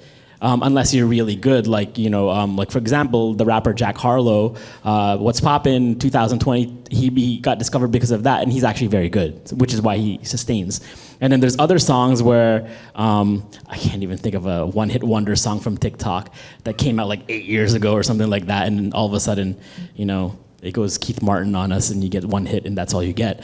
But in terms of, I'm not going to comment on again, you're very right with the echo chamber, and I wholeheartedly agree with you, which is my caveat for a lot of communicators and creators out there and creative people is to get out there in the real world and don't let your worldview be constructed or created by what you see on your feed, because that's catered to what you want. You go out there, see the world as it is, talk to people who you don't normally talk to, because what's key in being a good creative, what I've experienced in advertising in the past 20 years that I've been in it, is the people who are the most creative are the ones who actually have interests outside of advertising, who have interests outside of TikTok, that are passionate about something completely weird, like, oh, I'm really good at Magic the Gathering, but he's a really good creative because he can connect things. Being a creative is just taking old elements and connecting them in weird ways. And the more experience that you have in life and in the real world, the more that you can put it all together and create something new. So in terms of defeating the algorithm, living in an echo chamber, you have to defeat that by living in the real world and talking to real people. That's true. Eji, would you like to say something about the algorithm? And does it affect your work too? Because of mobile gaming, actually, right? Mobile games. Kind of guilty kasi kami gumagawa. Kami nagde-design ng mga algorithm na yun. O si Eji na naman mga kababayan, Eji. So yung mga algorithm na yun, specifically designed siya sa mga audience. For games, ginagamit namin yung algorithm na yun or kung ano man yung matchmaking na kailangan namin gawin. Let's say yung algorithm na yun, ginagamit namin siya for, let's say, matchmaking, bundles and offer, events sa mga games. So, based sa audience, so sa result ng algorithm, we can design yung bundles and offers, di ba? And then sa ibang apps na hindi naman games, I would like to cite yung naging issue before na yung TikTok daw sa China is more informational, and then yung TikTok daw sa North America is more on entertainment. So yung algorithm daw na, kasi di ba si TikTok is a Chinese company, yung algorithm daw na pinibigay sa North America, especially sa US, is yung mga entertainment videos. So para daw yung mga mass is yung mga nanonood or yung mga audience hindi sila natututo or kumbaga para na-entertain lang sila. And then dun sa China naman, or sa China, yung mga videos na lumalabas sa feed commonly is yung mga informational, like mga tutorials na mga kung ano-anong bagay, na mga inventions, stuff like that, to educate yung mga bata daw. So naging issue yun before, but what I think, or what as a developer, we say that it's not true. So you build your own feed. You make your own feed, you build your own algorithm, and these are all based sa lahat ng tinatap mo sa phone mo or sa website, kung ano yung mga kiniklik mo sa website, even what you say on the microphone, they're always listening. Si Alexa, pagka lahat ng words after mo i-trigger yung word na Alexa, nare-record yun ni Amazon. So lahat ng mga words na pwede mo sabihin, kaya kung mapapansin nyo minsan, di ba, sinabi mo lang, tapos makikita mo meron ng lalabas na ads. May ad na. Yes, that's true. Kasi, so they're spying on us, basically. Totoo yun. Yeah, as far as I know, sa Alexa lang, sa Alexa specific, is after mo, kasi natitrigger si Alexa, ika-capture niya yung speech mo after mo ma-trigger yung word na Alexa, di ba? So lahat ng mga sinabi mo after ng trigger or while it's recording is sa kanila. Kumbaga, kay Amazon. So pwede nilang gamitin yung information yun or mga words na ginamit mo to feed you some advertisements, mga ganun. So that's how it works. Even yung mga things na sinesearch mo sa Google, yung mga post na nila-like mo sa Instagram. So lahat yun nagsasama-sama, then it builds your algorithm. And this is the kind of media life that we have to contend with, no? And we have to accept it unless you'd like to completely disengage from it, which is practically impossible to do, right? How do you completely disengage with, with media when you've been living your life in media? But aside from the algorithm, marami pang changes na nagawa because of the current media landscape, right? Nakita natin dito yung convergence dati ng magkaribal na companies, di ba? GMA and ABS na nag-produce ng kanilang series, right? What was that, Jervis? Unbreak My Heart, okay? Or nakikita rin natin yung parang there's a kind of osmotic relationship between the independent content creators and the legacy media. Nakikita na natin na di ba may mga content creators tayo na nasa traditional media or people in the media doing their own content on the different platforms. Parang hindi na rin, there's a kind of, I wouldn't say seamlessness to it, but the path is certainly open. Hindi talaga siya boundary, di ba? Na-break na yung boundary. So, and one of those things that we've been seeing right now at naging, it's all the rage, di ba? Yung AI, we've mentioned AI quite a bit already. But AI, yung kwento ni Nick, ay AI yung gumawa, basically, nung isang magandang segment or section doon sa video.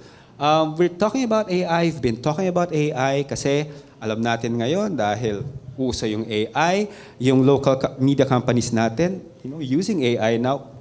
AI has been used for the longest time, but now conscious tayo na may AI. Alam natin yung sinasabi ko, di ba may meron na tayong AI sportscaster, right? Okay? Sino nga yung Jervis? GMA yun, di ba? Okay, GMA yun. May kinalaman ka ba doon? Wala. Okay, wala. And also, recently sa Showtime, di ba, nagkaroon ng tribute to the comedians using AI. We are talking about AI as one of those things that has drastically changed the way we do things in media work and media production. We have another audience participation activity. Yes, we have another. Hi, hello, Yan. We have another small activity here, and we're asking 2 students from the audience to participate. No, can we call on? Sino isa-isa muna or sabay na sila? Siguro. Isa muna na lang. Sino muna? Si Kirby? Sige, si Kirby muna. So si Kirby will be demonstrating something to the audience, no? Kirby, dito ka. And we'll borrow the mic from Dr. Aguirre. Yan. Okay, Kirby is our student. No, BMAS din siya. Okay. Kirby. So I'm asking Kirby to read a line. So, magpa-practice muna kami. Read that and then do that. Okay. So you ready, Kirby? Okay. On your mark, get set, go. Get your latest updates using cutting-edge advancements in generative AI. What's more, marunong din kami mag-Tagalog. Okay. Can you please vote if Kirby did it well as an AI or as a human? As an AI, can I see your reactions? Ang daming joke. Oh, may nag-love. May mga nag-love. Yung isa nag-joke. Si Dean joke daw. What did I ask? As a human, no? As an AI, love or joke? Love ba siya? Oh, madaming nag-love. So, congratulations, you are an AI. Thank you, Kirby. Isa pa. One more time daw. Get your latest updates using cutting-edge advancements in generative AI. What's more, marunong din kami mag-Tagalog. Yay! Thank you, Kirby. Siyempre, kung nandyan si Kirby, nandito naman si Gia. Kailangan natin ng representatives from the female sector. Okay, Gia. Gia, also a BMAS student. Hello. Okay. Can you do it? Yes, po, ma'am. Ready, set, go. Get your latest updates using cutting-edge advancements in generative AI. What's more, marunong din kami mag-Tagalog.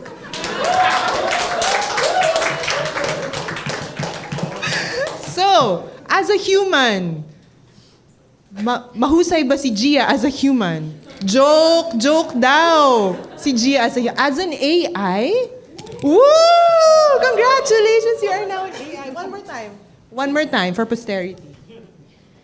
Get your latest updates using cutting-edge advancements in generative AI.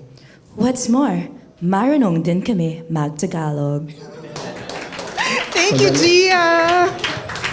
Thank you, Gia. And now you know that we have AI AIs students our in midst. BMAS. Yeah, thank you. Okay, thank you, Data. Maraming salamat, Gia and Kirby. Those are very good. Especially Gia, and now we are doubting the ontological makeup of Gia.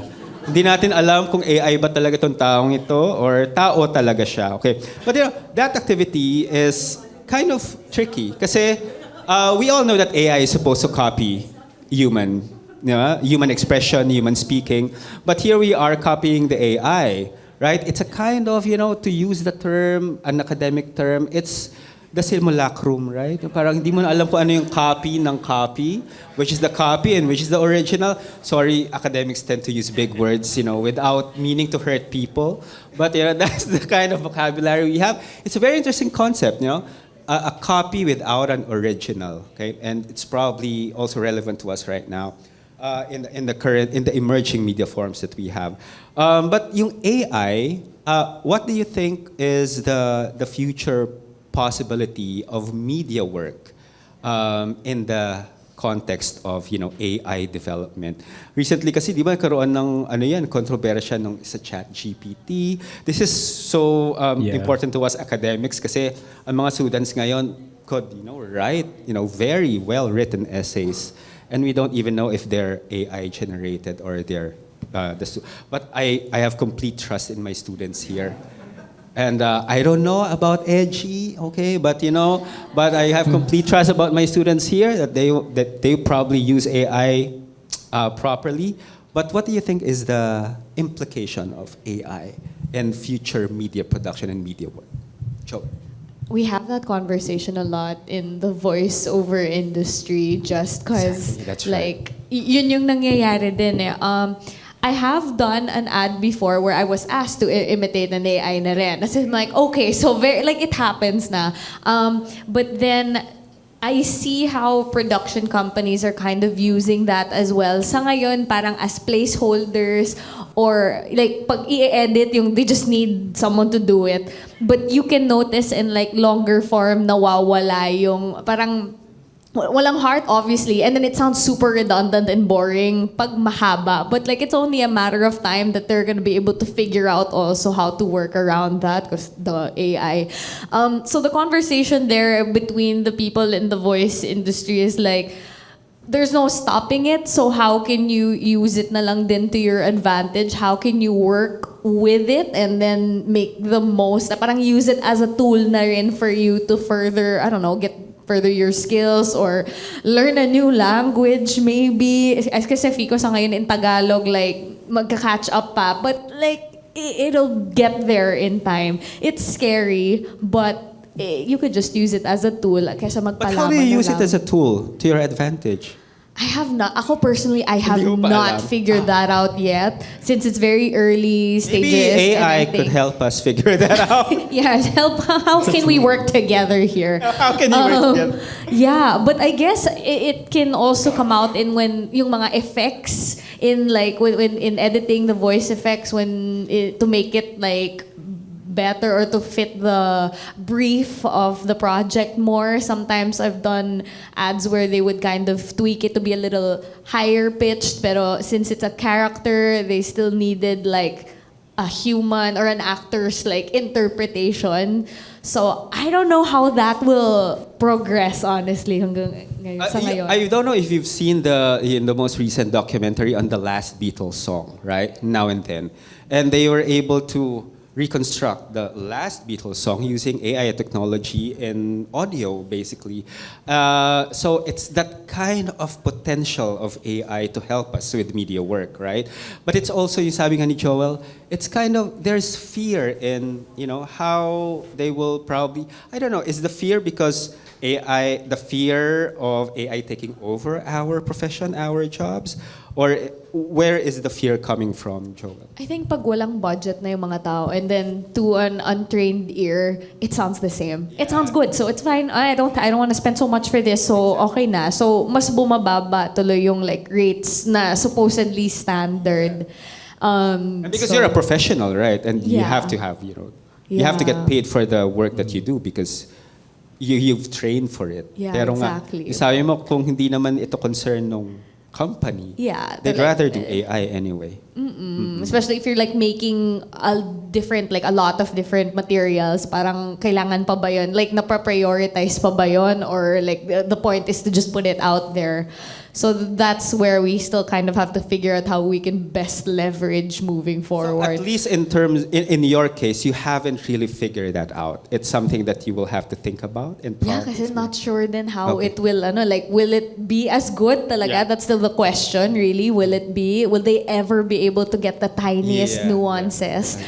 Especially in the cultural context. The uncanny valley effect of, AI. Yung parang kahit gaano sila kamukhang tao, there's still something is lacking, right? They don't, feel or see as if they don't look like they're real human beings. Yeah. What about Nick? In your line of work, how will AI, The way I see AI is just a tool. It makes a lot of difficult things easier, but it's never going to replace a human being. I don't, a lot of people say, oh, you're going to lose your job. Mga writers, you'll lose your job because they can write for you and everything like that. But what they're missing there is human nuance, like we were saying before. There's something about the way a human writes or the human speaks and delivers lines that only a human can because they can read the room. They can read the person that they're talking to. You see even the slightest delivery of a word like, oh, has so much underlying connotation to it that AI can't. Even if, you'll make an AI actor, right? They don't have the nuance of being able to look happy to sad like this. Where the face melts just 1/8 of an inch, but and the timing of it, knowing when to deliver it, just these different things that humans can do that machines probably won't be able to do. The way I see AI is like this. I remember when digital cameras first came out, digital video cameras, all of a sudden people were like, photographers, you're all gonna lose your jobs because now everybody can take super nice photos, super nice cameras. Oh, everybody can make a movie now because they have these cameras that are so cheap and everybody can do it now.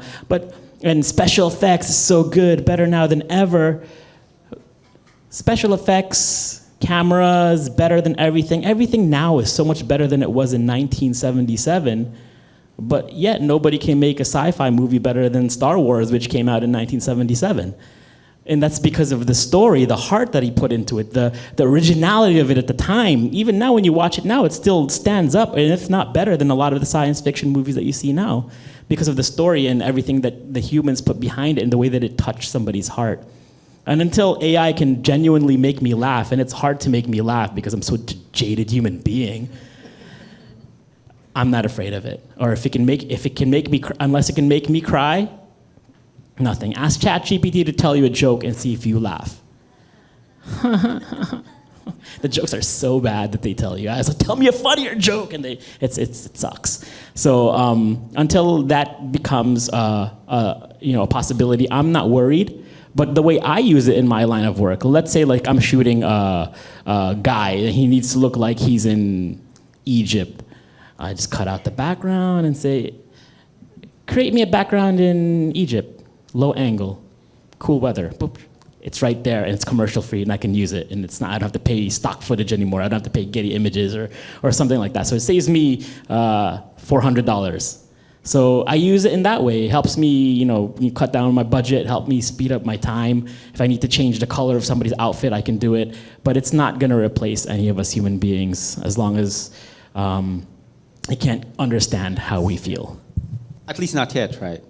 No, I don't think it ever will. So is the hope not to have AI develop in such a fashion that it could actually copy just or be replicate? better than them. Just be better than them all the time. Okay, but Jervis, speaking about AI, because you're working in the news industry, is there like this concern about AI in terms of the ethical use of AI, especially in the news production?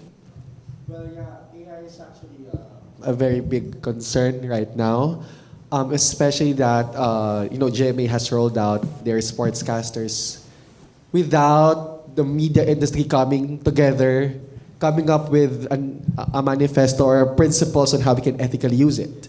Because in news reporting, the essence of news reporting is truth-telling, and AI presents so much threat in altering or distorting what's real.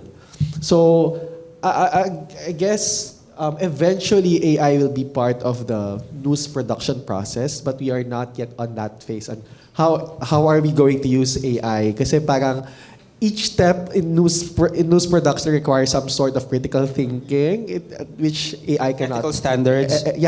Which AI cannot provide. So I guess ang usapan ngayon is that before we use AI, like in news reporting, we should at first come up with principles on how it can be used ethically. Yeah. Which part of the news production process can be relegated to AI? Because eventually, hindi naman natin may iwasan na we cannot totally shut it down. Like like AI has no place in news production. We just have to think on ano yung mga paraan or which ways AI can help us do our job. Parang ganon.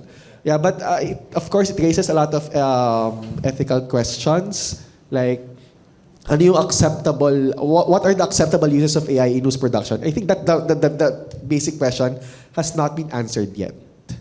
But are you talking about it in the news, in the newsroom, in the news industry? Is this a topic of conversation? Is there going to be policy about it? Yeah, I think eventually we would have to come up with policies, and we would have to upskill, of course, our people na how to eventually use AI in news production. So parang, for example, napapag-usapan, ano ba yung acceptable uses in news production? Can we ask AI to write the news for us? Diba? Can we use... There are mechanical parts supply it with the details. Yeah, diba? Parang wala pa tayo sa usapan na yun. So, but can we ask AI to transcribe our interviews for us? So, yun. Kasi in news production, a lot of it may mga mechanical parts of it na pwede mo ibigay sa AI. Like, transcription of interviews, baka pwede, di ba? But the actual reporting, baka hindi because it requires critical thinking and emotion. So, yun. Until we come up with a code on what's acceptable use of AI sa news, parang hindi siya natin dapat gamitin pa. That's my personal stand. You will remember, di ba, just recently, dahil si Jervis may nag-mention ng GMA Sportscaster, okay? Wala akong minimension, siya yung nagbukas nitong topic na to, okay? Nagkaroon when they launched Marco and, who's that? Maya, there were a lot of reactions. For and against it, but the more resonant ones were against it. And I am actually proud to say that one of the broadcast department organizations released a statement against ayun, natutuwa sila. Sila ba yun? Broadass, right? Released a statement actually interrogating the use of AI without properly considering the implications of it in terms of labor, in terms of yung ethics, economic, all those things that you'd have to consider when we're using AI in the media. But maybe Eji here is excited about AI, right, Eji? Yeah, actually, I'm highly excited about AI because this is a hot topic sa industry namin, no? First, we have to understand how AI works, diba? So yung AI, nag-work siya by collecting all data from a specific period of time, and then kinakombine niya yun, it collates everything and it creates something out of it, whether a content, like a video, an image, text, or whatever, or a process that it automates, diba? So it's just not creating contents or editing filters and something like what the TikTok does. It's a tool, basically, tama yung sinabi ni Sir Nick, na it shortens the process, it saves the budget, ginagamit din namin to sa production namin sa gaming. And basically, ang goal ng AI is only to automate tedious job sa mga tao, di ba? So, yun yung mga paulit-ulit na ginagawa na pwede naman gawin ng robot. And sa software development or game development, specifically ginagamit helpful AI. I mean, helpful yung may AI tools kasi ginagamit namin siya for, let's say, making a concept. Let's say, type lang kami ng few sentences, make us a concept ng ganitong character. And then they can create, and then we can use that concept to illustrate our own. diba? Hindi namin siya pwedeng, or pwede namin siyang gamitin, pero it's unethical. And I'll tell more about it. And also, like, yung create kami ng storyboard for like yung tutorials ng game, stuff like that, and even using a placeholder art. Siyempre, hindi naman kami pwedeng basta-basta mag-grab sa Google, di ba? Tapos ilalagay namin sa game namin, tapos let's say placeholder, di ba? Hindi naman pwede yan. So, CAI. So, it comes, dito pumapasok yung issue ngayon, yung hot topic ngayon with the artist. Kasi, di ba si AI, kinokollect niya lahat ng data from a certain period. Lahat ng mga na-post sa internet. And then yung mga artist, pagka nag-generate tayo ng AI image, yung mga images na yun, kinocombine yun from different images na na-collect sa internet. So, parang kinokollage siya. Ngayon, nagkakaroon ng issue dito is yung kumbaga parang yung sabi ng mga artist, ninanakaw yung kanilang artwork kasi ginagamit ng AI. And also, another thing is yung copyright. Sino bang may-ari ng mga AI-generated image, di ba? So, yun yung hot topic ngayon pagdating sa AI and it comes to like creative, yung pagdating sa illustrations. So yeah, pero it's a tool. Sa production namin, ginagamit namin, helpful siya at it saves a lot of budget. Totoo yun. So it all boils down to the budget. Di ba yung sinasabi niya? Which is, a practicality concern. Totoo naman talaga yan, di ba? Kung makakatipid ka, why not use it? And it's, from the company's perspective, di ba, savings is like more money for them. And it's the reality of, it's economic in a sense. And we can't say, again, just to do some academic speak here, Marx has always been right? So, di ba, it all boils down to economy. Si Joelle natatawa and si Jervis, okay? Nababalikan nila yung mga alaala nila sa UP, sa mga subject nila na, pinagbubuni ang marxistang kaalaman natin para sa mas mapagpalayang lipunan, okay? So, thank you, Eji. Okay. We are now on the last strand of our conversation, and this is like the most difficult one. So I'll give you maybe 2 seconds to think about this question. Okay? Because we are talking about not just new televisual forms, not just new media practices brought about by these new and emergent televisual forms. We're also talking about all these things happening in the time of a lot of crisis, right? Pandemic, nag-start tayo at maraming pagbabago sa ating media production and media work was brought on by the pandemic experience. We had to change the way we do things. We had to reimagine what media is. We had to, reconfigure what is effective content because of the pandemic. Pero hindi naman natapos yung crisis after the pandemic. And we are still in the pandemic if you think about it. At may dumadagdag pang mas mga crisis. Again, if you think about it, media is responsible for our perception and reception of the many crises, not just in the Philippines, but globally. Right? If you think about it again, if you think about it, I'm urging you to think about it really well. Diba, the way we understand the world as crisis-stricken is because of the media. Right? Apart from that, saan ba natin nakukuha ang information na to? War in the Gaza Strip, Ukraine war, for example, ano nangyayari sa US, ano nangyayari sa Mindanao, nasaan ang mga baha. Lahat ito, it's because of our interaction with the many different media forms. Ang tanong natin ngayon ay, can media, especially the emergent forms of media, help us in making sense of this kind of volatile, insecure reality? How do we make sense of life, this risky and volatile and crisis-stricken? And can media help us do this? Ang hirap, no? And that's the end of the program. Okay, so, no. So what do you think? It's a hard question. It's a difficult question. Because we could only do so much, right? Nick, would you like to? In times of crises like this, I really think that every decade that's passed us has been a time of crisis. You know why? Because as the world turns every single day, there are 1 billion stories going on at the same time. Some just get a little bit more pronounced than others. Some get a lot more media coverage or a lot more attention than others. But there are stories that are going on as well that are also good. So while maybe half of our attention is thinking, ang daming crisis ngayon, ang daming nangyayari, because that's what we see in the news and that's what people like to talk about, negative stuff. But then there's also good things happening in the world. And as creators and communicators and people who are in media, we can utilize our strengths and our avenues to be able to tell good stories as well, so that we don't paint today as a time of crisis, but it's just a regular day on Earth. Because there's always crisis, there's crimes happening right now, and there's successes happening right now at this very second. And it's just a matter of where we're pointing our cameras or what we're telling our friends about.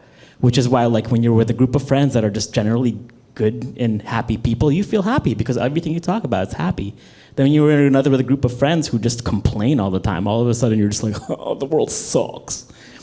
So, as a communicator and as a creator and as a media, as a mass communicator, it's up to you guys to point the camera or to point people's attentions to where you want to lead it to. And, you know, people use that for good and people also use that for evil. Not evil, I mean, people use that for not so good intentions. But again, that's where you guys stand, and that's why it's always key for you to have a good sense of ethics and morals as well, so that you're able to point people's attentions in the right direction. And I think, times are tough, but times have always been tough. And if you look at a certain point in the world, if they say like, hey, ang ganda ng 90s, we had no problems in the 90s. Then you talk to somebody from Bosnia and Herzegovina and they're like, the 90s sucked, it was terrible, we were Czechoslovakia. So it's all perspective, and the media controls that perspective. And that's why I said before, go out and see the real world for yourself so you can tell your proper story. Yeah, that's true. And I guess can Landi solve our problems? My brain was going there. It was more like, I think because of social media and everyone can pretty much be a creator now and share their stories more, so parang mas maingay lang. But that's true, like it doesn't mean it wasn't happening before. So I think what we can do kesa mag-self-destruct at maloka sa lahat na nangyayari na parang, oh my God, I'm a tiny speck in this world. It's more like, okay, so what can we do in the circles that we revolve around? What kind of ripples do we want to, like, make ripple? What kind of ripples do we want to make? And when I think about the content I make, na parang, kasi I'm like, oh my God, I'm talking about Lande. It feels like such a mundane thing na parang feel ko ang babaw when you talk about the world, the things going around. But then, it's all connected in a way because you still relate to other people. You're still a human being making connections. And if it boils down to being kind and the impression and the message and the feelings that you share with other people around you, if by healing yourself you get to help someone who's also going through their own personal crisis, you can't solve the war. I can't solve the war. But if I make someone feel less heartbroken and face another day just to also maybe bring light to someone else, edi, okay na rin. Pwede na. We'll take that as a win. Parang, yeah. Pwede na, at least, it lessens the burden of some people. Yeah. Right? Okay. Focus on what you can, I guess. Let's fight for Lande. That's the message. Yes. Jervis. Sa akin kasi, in the news, our production and ways of storytelling might change, but at the end of the day, our goal is still to bring the important issues to the public. So, lahat ng mga crisis na meron in the world, the public should know about it, and we should be fostering healthy conversations about these issues. Hindi naman natin may iwasan yung mga issues na yan. I mean, issues will always be present in the world, and our goal is to get our public have an informed opinion about it. Like for example, when we are looking at crisis, like for example, let's take the Gaza genocide. Diba? I think Maria Ressa, for one, sparked big discussions about that, and then we have seen how our perspectives differ on such crisis, diba? So parang people would always look differently sa mga issues na ganito. So parang paano tayo makakapag-ambag, diba? Sa akin, yung mga media, they have the news media, they have the mechanism to be there on site, to bring the story to go where the public should be. Alam mo yun, parang pwede ka pumunta sa war zone, pwede ka pumunta sa areas na kung saan may crisis, and to represent that story well.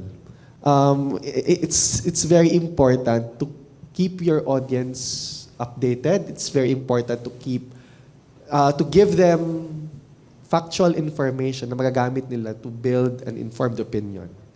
So yun, medyo iba yung opinion ko sa kanila, no? So parang, at the end of the day, magbago man ang mga ang media, ang forms of TV in the Philippines. At the end of the day, the goal is still to inform the audience sa mga issues, sa mga crises in the world. Eji? Yeah, so as a software developer or game developer, unlike kasi sa TV, sa mga apps or mga social media platforms, mostly yung mga content dito is uncontrolled, unlike sa TV, diba, na you have to go through like screening and approvals of mga upper management.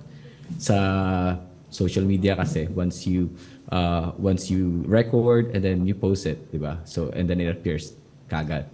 So as a developer, yung kumbaga primary or one sole responsibility namin is kumbaga parang we have to create a stronger algorithm.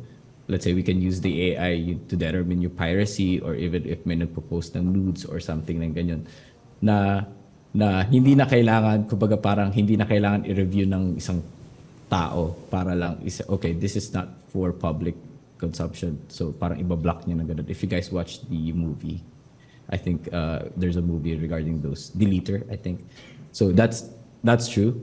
So as a developer, we have to create a stronger algorithm kasi like now, even now, especially now, kahit mga bata nakakahawak na ng mga devices, di ba? So if we don't have those kind of like security or yung mga safeguards, parang hindi lang fake news yung pwede nilang kumbaga parang mapanood. Kasi mayroong mga issue before, like sa YouTube, yung mga algorithm ng mga pagbata. Kumbaga parang, di ba, yung videos pambata, pero yung story na kinikwento dun sa video is parang hindi siya pambata. So naging issue kay YouTube before. So nagkaroon ng parang stronger algorithm to detect those kind of videos. So it's all responsibility ng mga developer is para yun, make sure na yung content na na-reach namin or nabibigay namin is safe for everyone. Or safe, yeah. That's right. Thank you, Eji. Okay. At least we know that Eji is also a good person. Ha? Okay. Kasi, Eji, joke lang yun, Eji. Pero this is probably the last question for our discussion. And this is one more difficult question because it's like, this is like projecting or envisioning, imagining future possibilities. How would you like to see, how do you envision the Philippine media landscape blossoming or prospering in the future? What kind of Philippine media landscape would you like to see in the future for the generations to come, probably for your own kids, or if you don't plan to have a kid, for people that you will interact with? Yeah. So what kind of Philippine media landscape is that? For me, what I would like to see happen in the Philippines is for a lot of stuff in the media, a lot of people in the media, especially in my realm, which is entertainment, is for people to take a lot more chances, to just give us lots of different options of different things to watch. Not the same telenovela, not the same dramas, not the same kinds of movies, because everything feels very cookie cutter now when you watch the movies. Even movies that are kind of trying to push it, there's still a little bit of danger, because I know that the producers are in there saying, hey, hindi mo niniwala yung mga tao pag ganun yung story. So I want to see a lot more people take chances. And I want for what's happening in South Korea to happen here as well, where the people are just taking so many chances, creating all these great shows and great entertainment. And then in line with that is the people to actually put a lot of effort into their craft of it, as opposed to saying like, pwede na yan, okay na yan, sige na, i-air na natin yan. Or pwede ba gawin yan na 200,000 pesos lang per episode, like things like that. But really to put time and effort into it, into making sure that it's original, making sure that it's really great, really hone in on it and to take arts and communication and entertainment more as a craft as opposed to something na, pwede na yan, let's create something fun and let's just take some more chances. And I think you guys are all the future of that as well. So I hope that you know, when I'm an old man, I can say like, oh, and you guys come, hey, remember that talk you gave? Yeah, I really want to make this really cool show. I'm like, oh, it's okay, I'm blind now. But you know, in that sense, you know, just you know, I'd really like for us to take that next step so that our content that we create here is envied by the rest of the world. Jervis? Sige, Joelle. More time for you, Joel, to think about more profound stuff to say. Sa akin, I would want to envision a Philippine media landscape that gives no space for disinformation, where people can just, you know, get where information and news are all credible, so that we can just, you know, trust everything that we can read. No, parang people where audiences should not, where audiences do not doubt kung totoo ba o hindi binabasa nila. So I don't think, I'm not sure how we will get there, but we are aiming for that, for just truth to flourish in all our media platforms. Thank you. Let's go to Eji first, and we'll save, you know, Joel for... Yeah, I want to see in the future kasi nung pagdating ko dito sa Canada, isa sa mga one thing na na-compare ko, no, especially sa advertising in Philippines. So sa Philippines, mas inclined tayo sa like advertising with celebrity faces. So kahit yung celebrity hindi siya gumagamit ng ganitong product, as long as sikat siya, ilagay mo siya dito at bebenta yung product. What I noticed here in North America is hindi sila gumagamit ng celebrities. Like lahat, I mean karamihan, parang kumbaga normal na tao or like influencer, at least not a celebrity level, di ba? Kasi what I also noticed in Philippines, kasi kapag sinabi ng artista, dahil sa hindi ganun kataas yung literacy rate sa Pilipinas, naniniwala kagad yung karamihan ng tao. So it boils down with the education din siguro sa mga tao, and also yung kumbaga parang the way we present advertisement is siguro more factual than yung kung ano yung face ng celebrity. Kasi the way I compare or the way I see the difference nung advertisement dito and dyan, let's say sa Japan, hindi sila gumagamit ng celebrity, actually gumagamit sila ng anime if they want to use face or otherwise just text, di ba? Dito sa North America, gumagamit sila ng like a normal person, like yung normal na kung sino talaga yung gumagamit ng product. I rarely see ads na may celebrity. So, yun yung napansin ko, and I want to see some improvements, or at least, I know that it's very cultural sa atin kasi ganun nga tayo ever since. But yeah, I want to see some like differences or like something, yeah, different. Thank you, Eji. Joel, there's no escaping this. I loved what everyone has said so far. As in, kung may ganong change man in that we would see in this lifetime, that would be amazing already. But since we're already like thinking forward and just like daydreaming, it would be so nice, although super counterproductive sa trabaho na ginagawa namin ngayon, if the creator and media bubble would just burst and people get so tired of the screen and go back to actually experiencing life and looking at people eye to eye and then finding a way. I mean, media and entertainment, there will always be that, especially with technology. But how nice would it be if we'd be able to actually touch grass again and actually experience life and see people for like in that way, just a different way of experiencing. Kasi feel ko, because of the pandemic and how life has just moved so fast, parang ganun na tayo forever. So it would be nice if there was some way. I have no idea how that would happen, pero ang ganda lang to experience and go out and take a chance in creating, in living, because that will also greatly affect what we create as well as humans and as creators. That's right. Thank you. Maganda yung sinabi ni Joel. Actually, the last bit, I'd like to latch onto that. We actually don't know how these things will happen, right? But imagining them is probably the most important step, right? Because if you think about them and you fight for it, and you fight for that vision to become a reality in the future, then a good place to start is to imagine it right now and think about it right now. So what do we make of all these things that we said? So in closing the discussion, I'd like to thank all our guests, Jervis, Nick, Joelle, and Eji, for their wonderful insights. And for all of you for staying. Before we open the floor for your questions and your comments, maybe we have to remember certain, as a takeaway from this conversation, good points again. We are students of media, we are media workers, but what is our role in ensuring that the kind of society that our media creates is something that is liberative, something that is productive, and something that is just, right?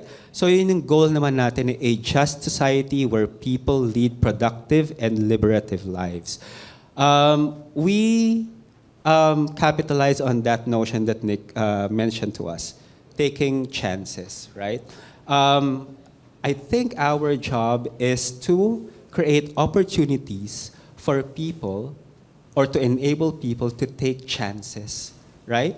To do things differently, to transform things. As students of media and probably working in the media industry in the future, whether as content creators or working in mainstream media, this is a hard ask, actually. This is a tall order. Our job is not to replicate and duplicate what has been done before, because that's no use, right? Our job is to create new pathways towards possibilities of changing not just media content and media work, but society at large. Maraming salamat po, and we are now open for your questions and comments. Please use the microphone. Okay, thank you, Dr. Aguirre. Thank you, Joelle, Nick, Jervis, and Eji. Okay, so we have a few minutes for your questions and your comments. To the people in the auditorium, I'll give you maybe a minute to think about what you want to say or what you want to ask, no? Pwedeng question, pwedeng insights, may tumatak ba ano yung tumatak sa inyo, no? From the talk we had today. So I'll give you a minute, and the microphone is right in the middle. But let me read a question from our online audience. Ang dami nating audiences online. Maraming salamat sa mga estudyante at mga guests na nakikinig at nanonood sa atin ngayong hapon. So, nandito ba si Jervis? It's about news eh. Ang tanong ay, since TikTok is so accessible, there are concerns about the spread of misinformation, which I think you already mentioned, no? Do you consider ways in order to actively combat that when reporting news on TikTok? Or is it handled like TV news, which is more detached? Like you put things out there and then you just hope people will run into it or it will reach people on its own? Sa amin sa ABS-CBN News, we have a fact-checking unit which uses TikTok and other platforms to debunk yung mga false information that's circulating. So we have people dedicated to going around the internet and look for information na mali and itinatama sila. No, but of course, it takes resources to do that. Sometimes yung content production namin sa TikTok, we would think of stories that are factual, that are relevant, and we put it out there. Again, there's still no one big way of just putting false information down. Ang hirap pa din para sa amin to paano ba namin lalabanan yung false information circulating on different platforms. So again, I think we have taken the first step, and yung first step is to just establish our presence in the platform. No, siguro if we are present on a certain platform, then maybe hindi masyadong mag-thrive ang disinformation. But eventually, we would of course experiment on braver ways on how to debunk false information on TikTok. Okay, thank you, Jervis. Okay, this next question again, we got this digitally. I think anybody can answer. No? Well, I think especially for those who have TikTok accounts. In content creation, we now consider various aspects that strongly influence the outputs, like when you follow trends, when you hack the algorithm, audience demand, etc. Do these make it more challenging to create or maintain a genuine content and content profile, I think, and image or identity online? How do you strike a balance between virality and just putting out content because you want to? How do you strike a balance between making something viral and putting something out because it's part of your, maybe your advocacy? Yeah, or just to rephrase it, maybe, how do you strike a balance between virality and creating something meaningful to you? Yeah, Yeah. I think that's a better way to put it. Ooh, wow. Ang laki talaga ng premium of virality when you think about it. But I think as time as over the last couple of months, I think ang bilis, like the conversation of virality isn't that much of a goal anymore moving forward, feeling ko, because what happens after that spike, like who stays, and then what are the conversations that you create after that. It is great, of course, because you want to be put in the map, or at least to be present, to be able to like share your story. Pero since sobrang dami lang din kasi are vying for virality, parang if you're following and chasing trends, you might just kind of lose who you are. So I think it's easier to always bank on who you are. You can play around with it for sure and experiment, but don't lose that, kasi that's what people will always, like that's the kind of audience then that will gravitate towards you, and that should be the target din naman, na like who are you speaking to anyway, who's the audience. So yes, virality is good, but I think that's where you find the balance, by always keeping it to your, being true to your values while not being afraid to experiment and play also. So is genuineness viral? I think if you're being true, you can see that. Pero kasi it's also easy to just do like clickbaity stuff. I'm gonna help this person here fall on my face.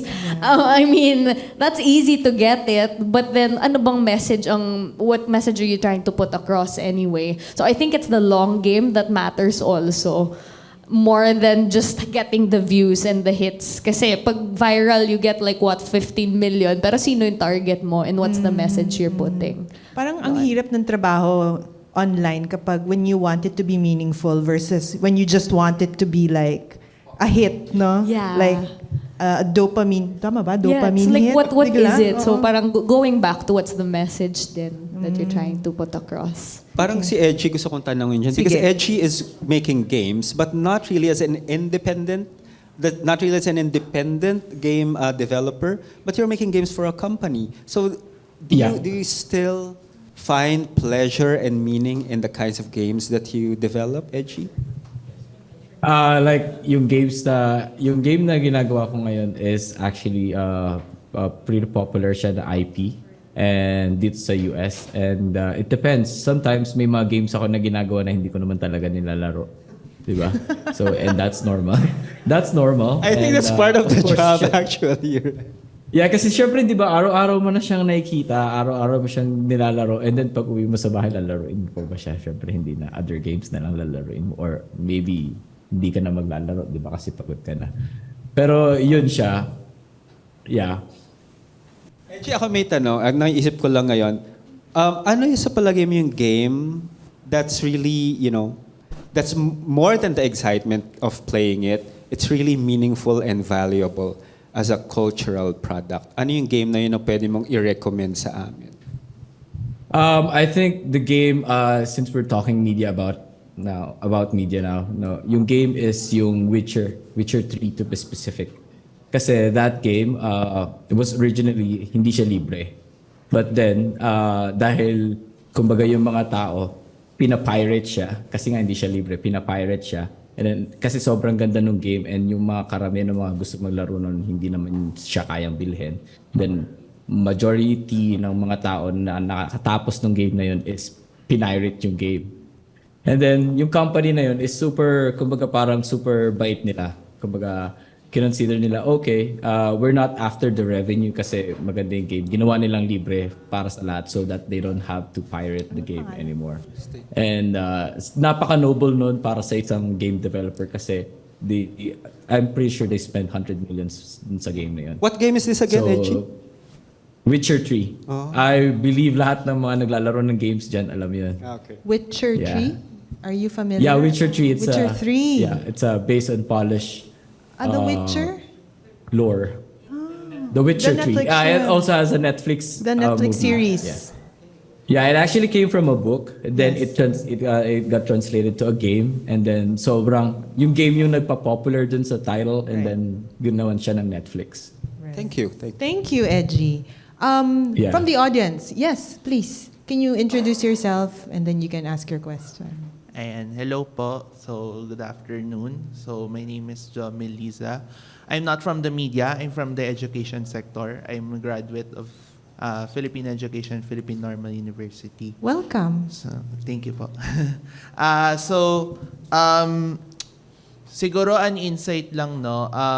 My questions will be both for Sir Eji and Miss Joelle, no. Actually, I'd like to thank Miss Joelle because I remember my undergraduate research, and it's about podcasts.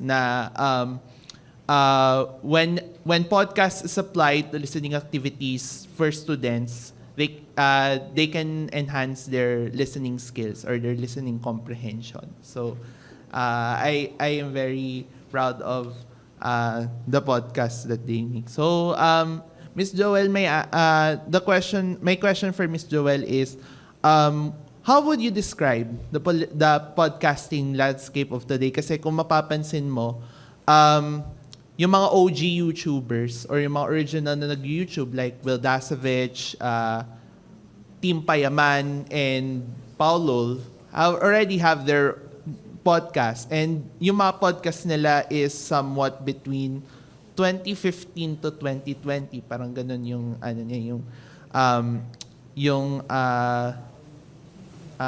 date of production or year of production. Even Sir Jervis has a podcast, by the way. He was it's personal. And then for Sir Eji, my question naman is all about, kasi parang hindi ito na-mention, no, yung mga MOBA design games, no. Halimbawa yung mga Mobile Legends, League of Legends, Wild Rift, and the others, no. I'd like to ask Sir Eji, no, because of the audience preference, is it by design that these MOBA games are very popular nowadays, especially to us Filipinos, kasi we are three-time MLBB Games gold medalists, and we have three teams who are world champions in the M series. So, is it by design that these are popular among Filipinos? And then I would like to also add a follow-up question to my question to Miss Joelle, no? Kasi napapansin ko rin sa mga podcast ay puro siya ang dami niyang topics, ang dami niyang fields. Like there is psychology, there is therapy, there is music, there is education, there's business, there's news, no? So, do you think that podcasting has now become an escape for the audience to escape the realities of everyday life? Like for example, yung sa inyo po, yung Paano Kung and Miss Inka Magnaya's podcast, yung Sleeping Pill, no, that are both on the self-help and therapy field, no? So yun po yung mga questions ko. Thank you po. Sinong gustong mauna? Joelle, ikaw muna. First, Yung isa yata yung landscape ng podcasting, tapos yung pangalawa, parang escape. Yeah, I might need a review on that first question. My brain went. But the last one, na-retain ko ba? I think what's the magic of podcast feeling ko, kasi since long form siya and primarily audio, I mean, it's shifted. Nagve-video na rin kami.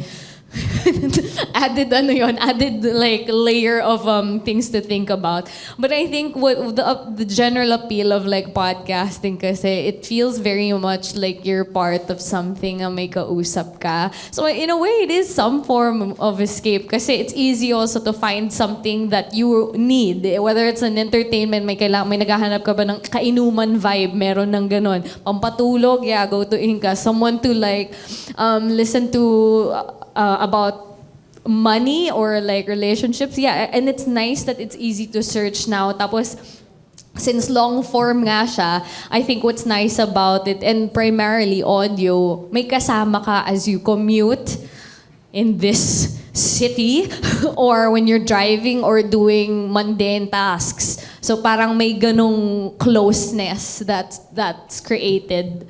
Yeah, so yun yung feeling ko, how it helps as well. Sige. Ayun. What was the Punta first muna, one? the first one is about the landscape. So you wanted a review. So punta muna tayo kay Eji. So Eji, about the mobile games, is it by design na pang-akit siya sa mga Pinoy? Yeah, it just so happened yung MOBA games, he was saying like the MOBA games, it's a type of genre. So yeah, this type of games are actually most popular dito sa Pilipinas and among younger audience, especially dito sa Southeast Asia. In fact, Philippines were so good that we won a gold medal dun sa SEA Games, I think few years ago. And it was the first time that was like esport was like recently added as a gold medal sport. Right. And we won the first gold medal. And we were like we were like rock stars. Fighting with Thailand, I think I can remember. So these type of games are actually popular in Philippines because it's part of like I think yung culture natin and also yung type ng kung ano yung mga establishments natin. Kasi 'di ba, these games are social, these are team based, 'di ba? You have to play with your friends or play with someone. It's not like solo game. And dito sa Pilipinas, usong-uso yung internet cafes. 'Di ba? You play with your friends, you play with someone beside you, 'di ba? Meron din tayong PisoNet. 'Di ba? Yung PisoNet na mas accessible sa lahat ng mga bata, then they play all together. So, yung mga type ng games na collaborative or like team-based, popular siya sa Pilipinas. And especially, mga Pilipino is very competitive. That's a fact. Yeah. Okay. Thanks, Eji. See, Joelle, you want to go back to the question? What is that about the question landscape? again? So what about it? Like, the landscape of podcasting? like yeah, what about the landscape? How would you describe the yung nangyayari ngayon sa podcasting industry? Like, is it on the rise or is it is it on the rise or do you think or what do you think na lang is your foreseeable future for the podcast? Okay. I think Or para siguro, again, rephrasing it, is it here to stay? Is it a fad? Is it like, something that could develop further in the future? well, I think it's kind of because being in radio for a while, they've always said na parang, oh, radio is never gonna die. But kind of being in the cusp where I see that it is transitioning in a way because like Spotify came in and there's even the DJ AI that's kind of replacing the music part of radio. Tapos yung talk and chika part, that's what podcasts are filling in. So feeling ko it's here to stay for a while longer, but as far as like creation is concerned, because it takes much more time since it's long form. Like a lot of people are trying to get into it, but I'm curious to see the sustainability of it because it takes so much. Unless you have an entire team with you to help you, but if you're starting parang exploring it, it takes a little bit more than sitting down and recording something on TikTok. So there's a little more thought that comes into it in preparation. So yeah, excited to see where that goes as well. Basically, it's an entire production process that you have to do, right? Yeah. Yeah. Uh-huh. Okay, is there any other question from the floor? Kasi ako may tanong. Meron pa bang gusto magtanong? Sige, while you're... Yes, Paul. Question? Paul, the camera person Paul, today. the camera person, playing Actively several roles. listening. Yes, sige. I'm Paul, one of the camera people sa event na to. I have a question po for Sir Eji, particularly on the topic sa politics of truth-telling. Kasi as a media student, parang very bombarded kami dyan sa value na yan na sa kahit anong information na ilalabas, whether it be journalistic types of content or entertainment content or kahit advertising, laging hahanapin sa yung ethics of truth-telling. Pero even sa software development, like the algorithm stuff, pero sa game development kasi, obviously part din siya ng media, pero medyo sa classes namin, medyo napag-iiwanan siya sa mga ganyang discussion. So I'm curious to know if merong mga principles, like ethical principles similar sa ina-apply sa journalism, sa entertainment and content creation na nagga-guide sa paggawa ng mga games or sa development of games. Of course, like there's like restriction kung ano yung mga type ng content na ilalagay mo, and let's say if you have like games that has like blood and yung mga gore things, you have to specifically mention that sa game mo, and you have to like label it like 18 plus, right? And then there's this one ethical like law in Japan. Basically, in Japan, sila yung country wherein like birth ng most ng games, di ba? Magaling sila dyan. So in Japan, there's this called gachapon where you can draw something, right? And meron law sa Japan na kasi di ba meron mga parang draw para mabunutan na kailangan mong kompletuhin, let's say 5 cards. Bubunot ka ng cards, and then pag nakompleto mo yung 5 cards, it gives you additional bonus or something. That kind of trick is illegal in Japan. So you cannot put something na collectible sa gacha or like it gives additional bonuses because it promotes gambling and it's unethical for them, for Japan. So when we are going to design something like a gacha and alam namin na i-release namin siya sa certain countries, we have to see or we have to know their regulation. Bawat country may regulation pagdating sa purchasing and gambling, let's say sa games. So yeah, yung one example ko is yung gachapon sa Japan. There's like a society actually or association na nagre-regulate ng gambling or ng gachapon, ng gacha in Philippines or in Japan. Yeah. All right, thank you. Thank you. Thanks, Paul. Thanks, Eji. Meron pa bang question from the floor? Ako may tanong ako kay Nick. Nick, you mentioned a while ago that TikTok is the place for cool right now, and I was struck by what you said. It's like a marketplace for trailers about longer form stories, right? I was wondering, sorry, and I'm connected to when you said that you need to have outside interest to make your stories interesting.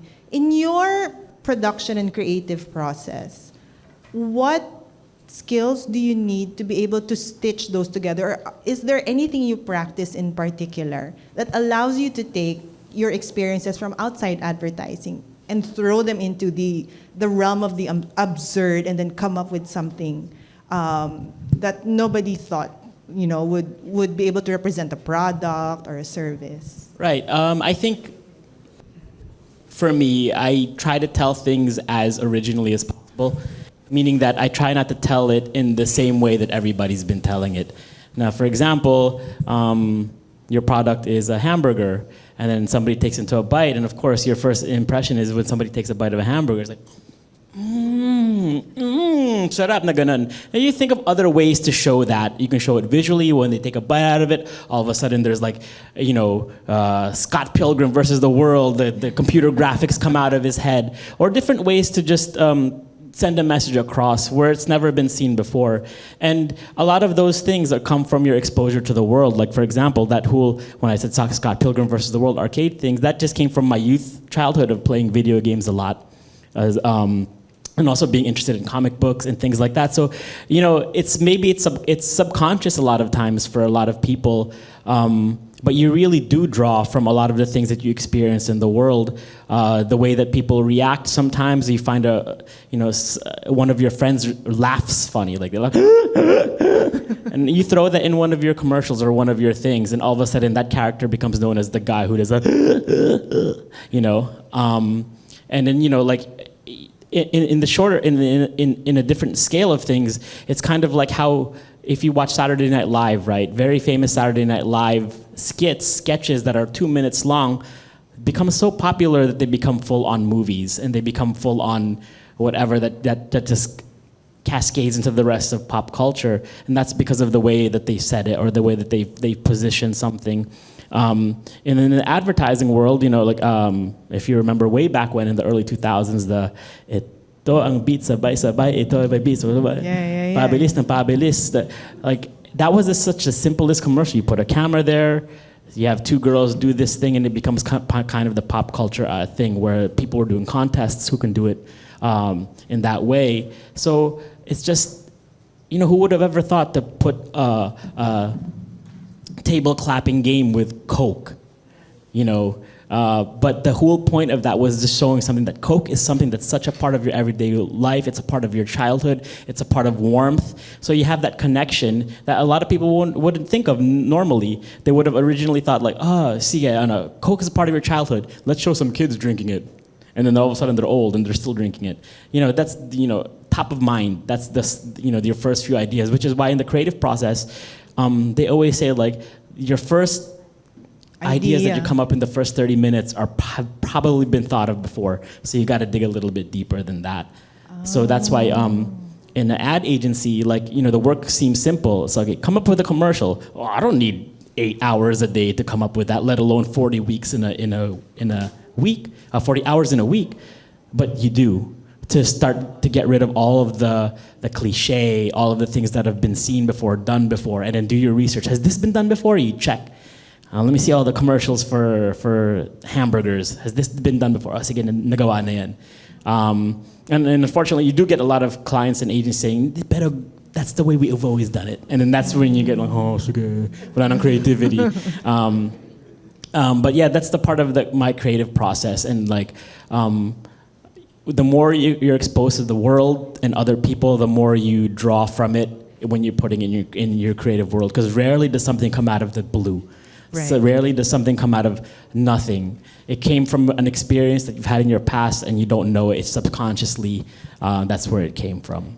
So do you mean to say that whatever hits your gut, and writers have that saying where you write about something important to you because it will probably also be important to other people. So if it hits you in the gut when you remember something from your childhood, it will also probably... Of course, I think stories are very universal. It's all emotion that's connected to that story. If it hits you in the gut and it makes you sad, I guarantee somewhere in the world it'll make somebody else sad as well. They're going to be like, did you ever read a book or watch a story and you're like, I thought I was the only one that felt that way, right? Yeah. Or that song about that breakup. I remember Brian McKnight. You remember, Brian McKnight, the singer. It's been 6 months, 3 days, 3 hours since you went. When I heard that song, I'd broken up with my girlfriend for 5 years, and it had been 6 months. And I remember I was riding the bus and I heard that song. I was like, oh my God, you wrote that song for me. So whatever you create, somebody out there is going to relate to it and feel it. Don't be surprised. Your feelings are unique to you, but everybody shares that kind of emotion as well. Take risks. And if you think about it, again, urging you to think about it, the songwriter or the song producers took a chance, right? Yeah. In writing that song, thinking probably that, it probably applies to me, it won't matter to people, but it's taking the chance. I guarantee you someone out there was like, Brian, that's so specific, bro. 6 months, 3 days, 3 hours. Nobody's going to relate to that, but this little Asian boy riding a bus in New York City was like... Thank you, Nick. So sige, Dr. Billion has a question. I think this is the last one because... last one ba to? Kasi tanong ko ay... Take us home. Do you think regulation has a place in the future in your specific fields? Regulation in whatever form that is. May it be government or maybe within the industry or peers or whatever. So, TRCB. Depende. So what do you think is like, does regulation still have a place in the future imagining of watching, of television, or even of like Storytelling, online? yeah. Wow. Sa akin, state regulation, definitely no. We wouldn't want to be regulated by the state because it cannot be the state who decides which is true and which is not. So parang siguro regulation should come from within the industry. I think we have, for the longest time, we have been self-policing our ranks na dapat tayo within ourselves, we are not coming up with stories na hindi accurate. Alam mo yun, parang dapat the policing should always come from within our ranks. And I think the media has done that for quite a while. So kami, we are very allergic to state regulation because we have seen how it harmed journalists, how it harmed many journalists in the process before. So yun, in the future, we would like to see na hindi naman din tayo, we are, I mean, the freedom to create is not absolute. There has to be some limits to it. No, it should conform with our cultural ideals, with our morals. So dapat pa rin, bilang producers, we are wary of how our content will affect our audiences. I think that's interesting with the industry regulations. Kasi in the creator space, I guess the difference as someone who went through writing, who was also like in the broadcasting, being my training in radio also, iba din yung time and responsibility that I take upon myself when I share what I share on social media versus those na nagkwento lang bigla and they grew from that.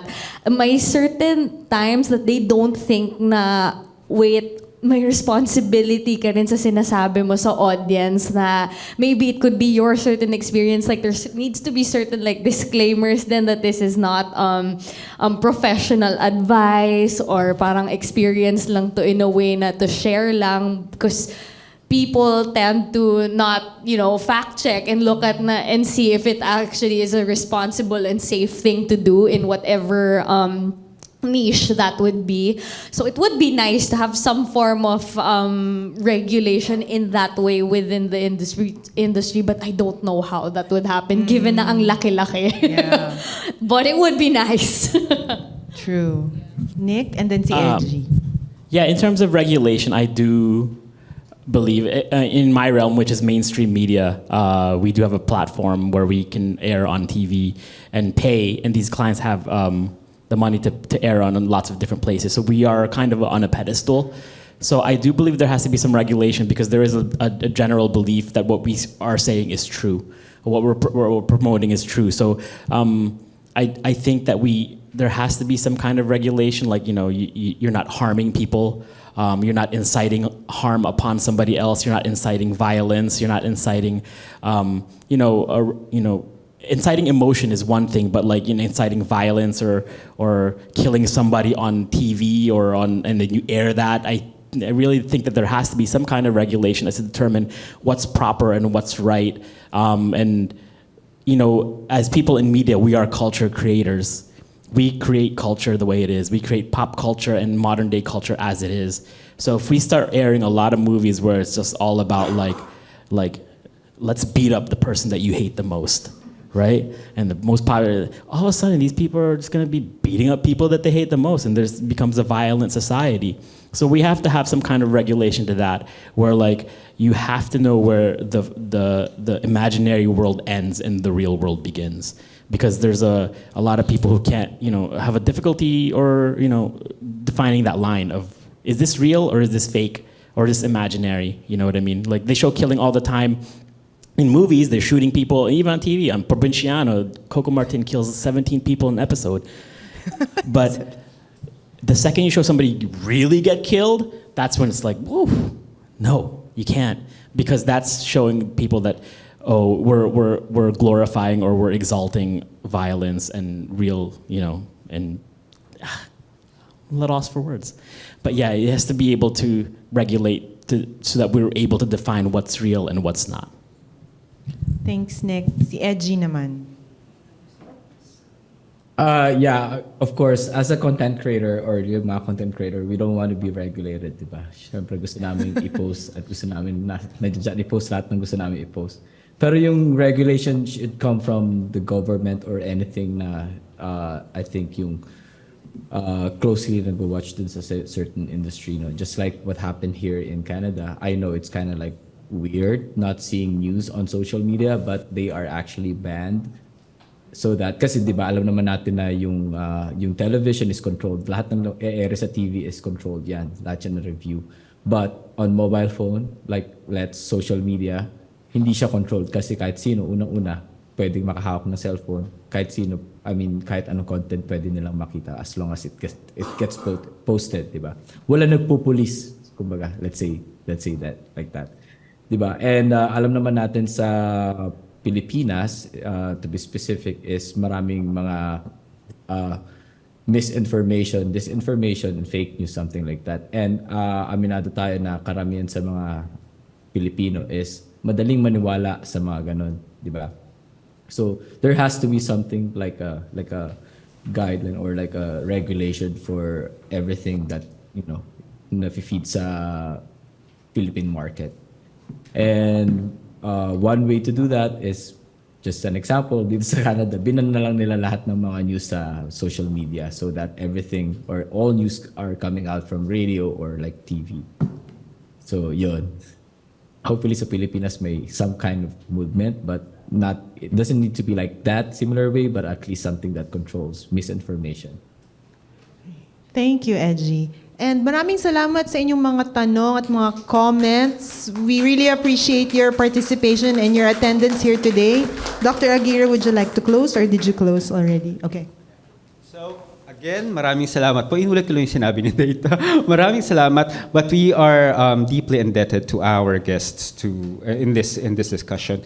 Despite the crisis that we are currently experiencing, they still chose to be with us and to share their insights. Thank you, Eji, na napuyat sa Canada dahil madaling araw na dyan, you know, but he sacrificed his time and his well-being just to be with us. Joelle, thank you so much for sharing us the importance of vulnerability and genuineness. Nick, thank you for validating that, you know, craziness and being weird are something that we should cherish and develop in ourselves, actually.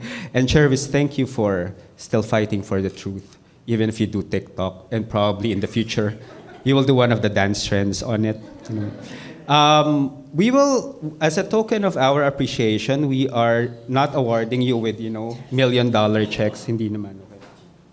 This is UP, it's a state institution.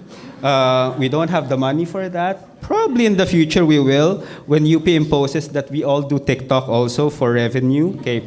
But this is a simple certificate of appreciation. I'll read the content, it's the same for everyone.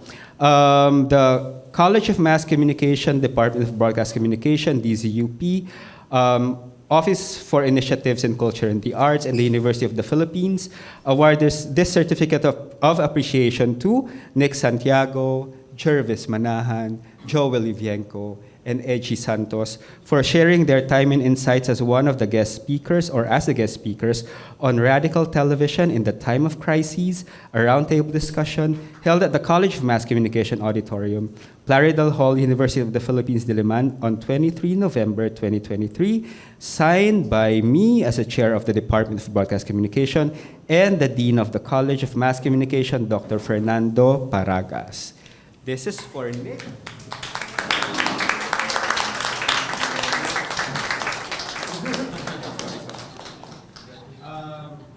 This one is for Jervis.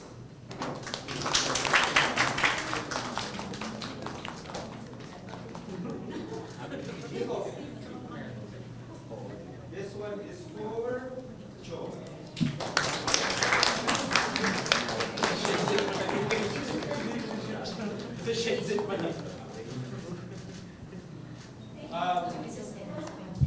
Si Eji, meron din si Eji. It will be electronically sent to you, but we will have to post with Eji now.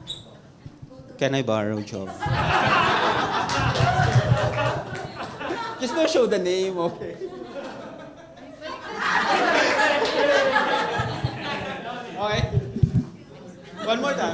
Eji. Yan, okay.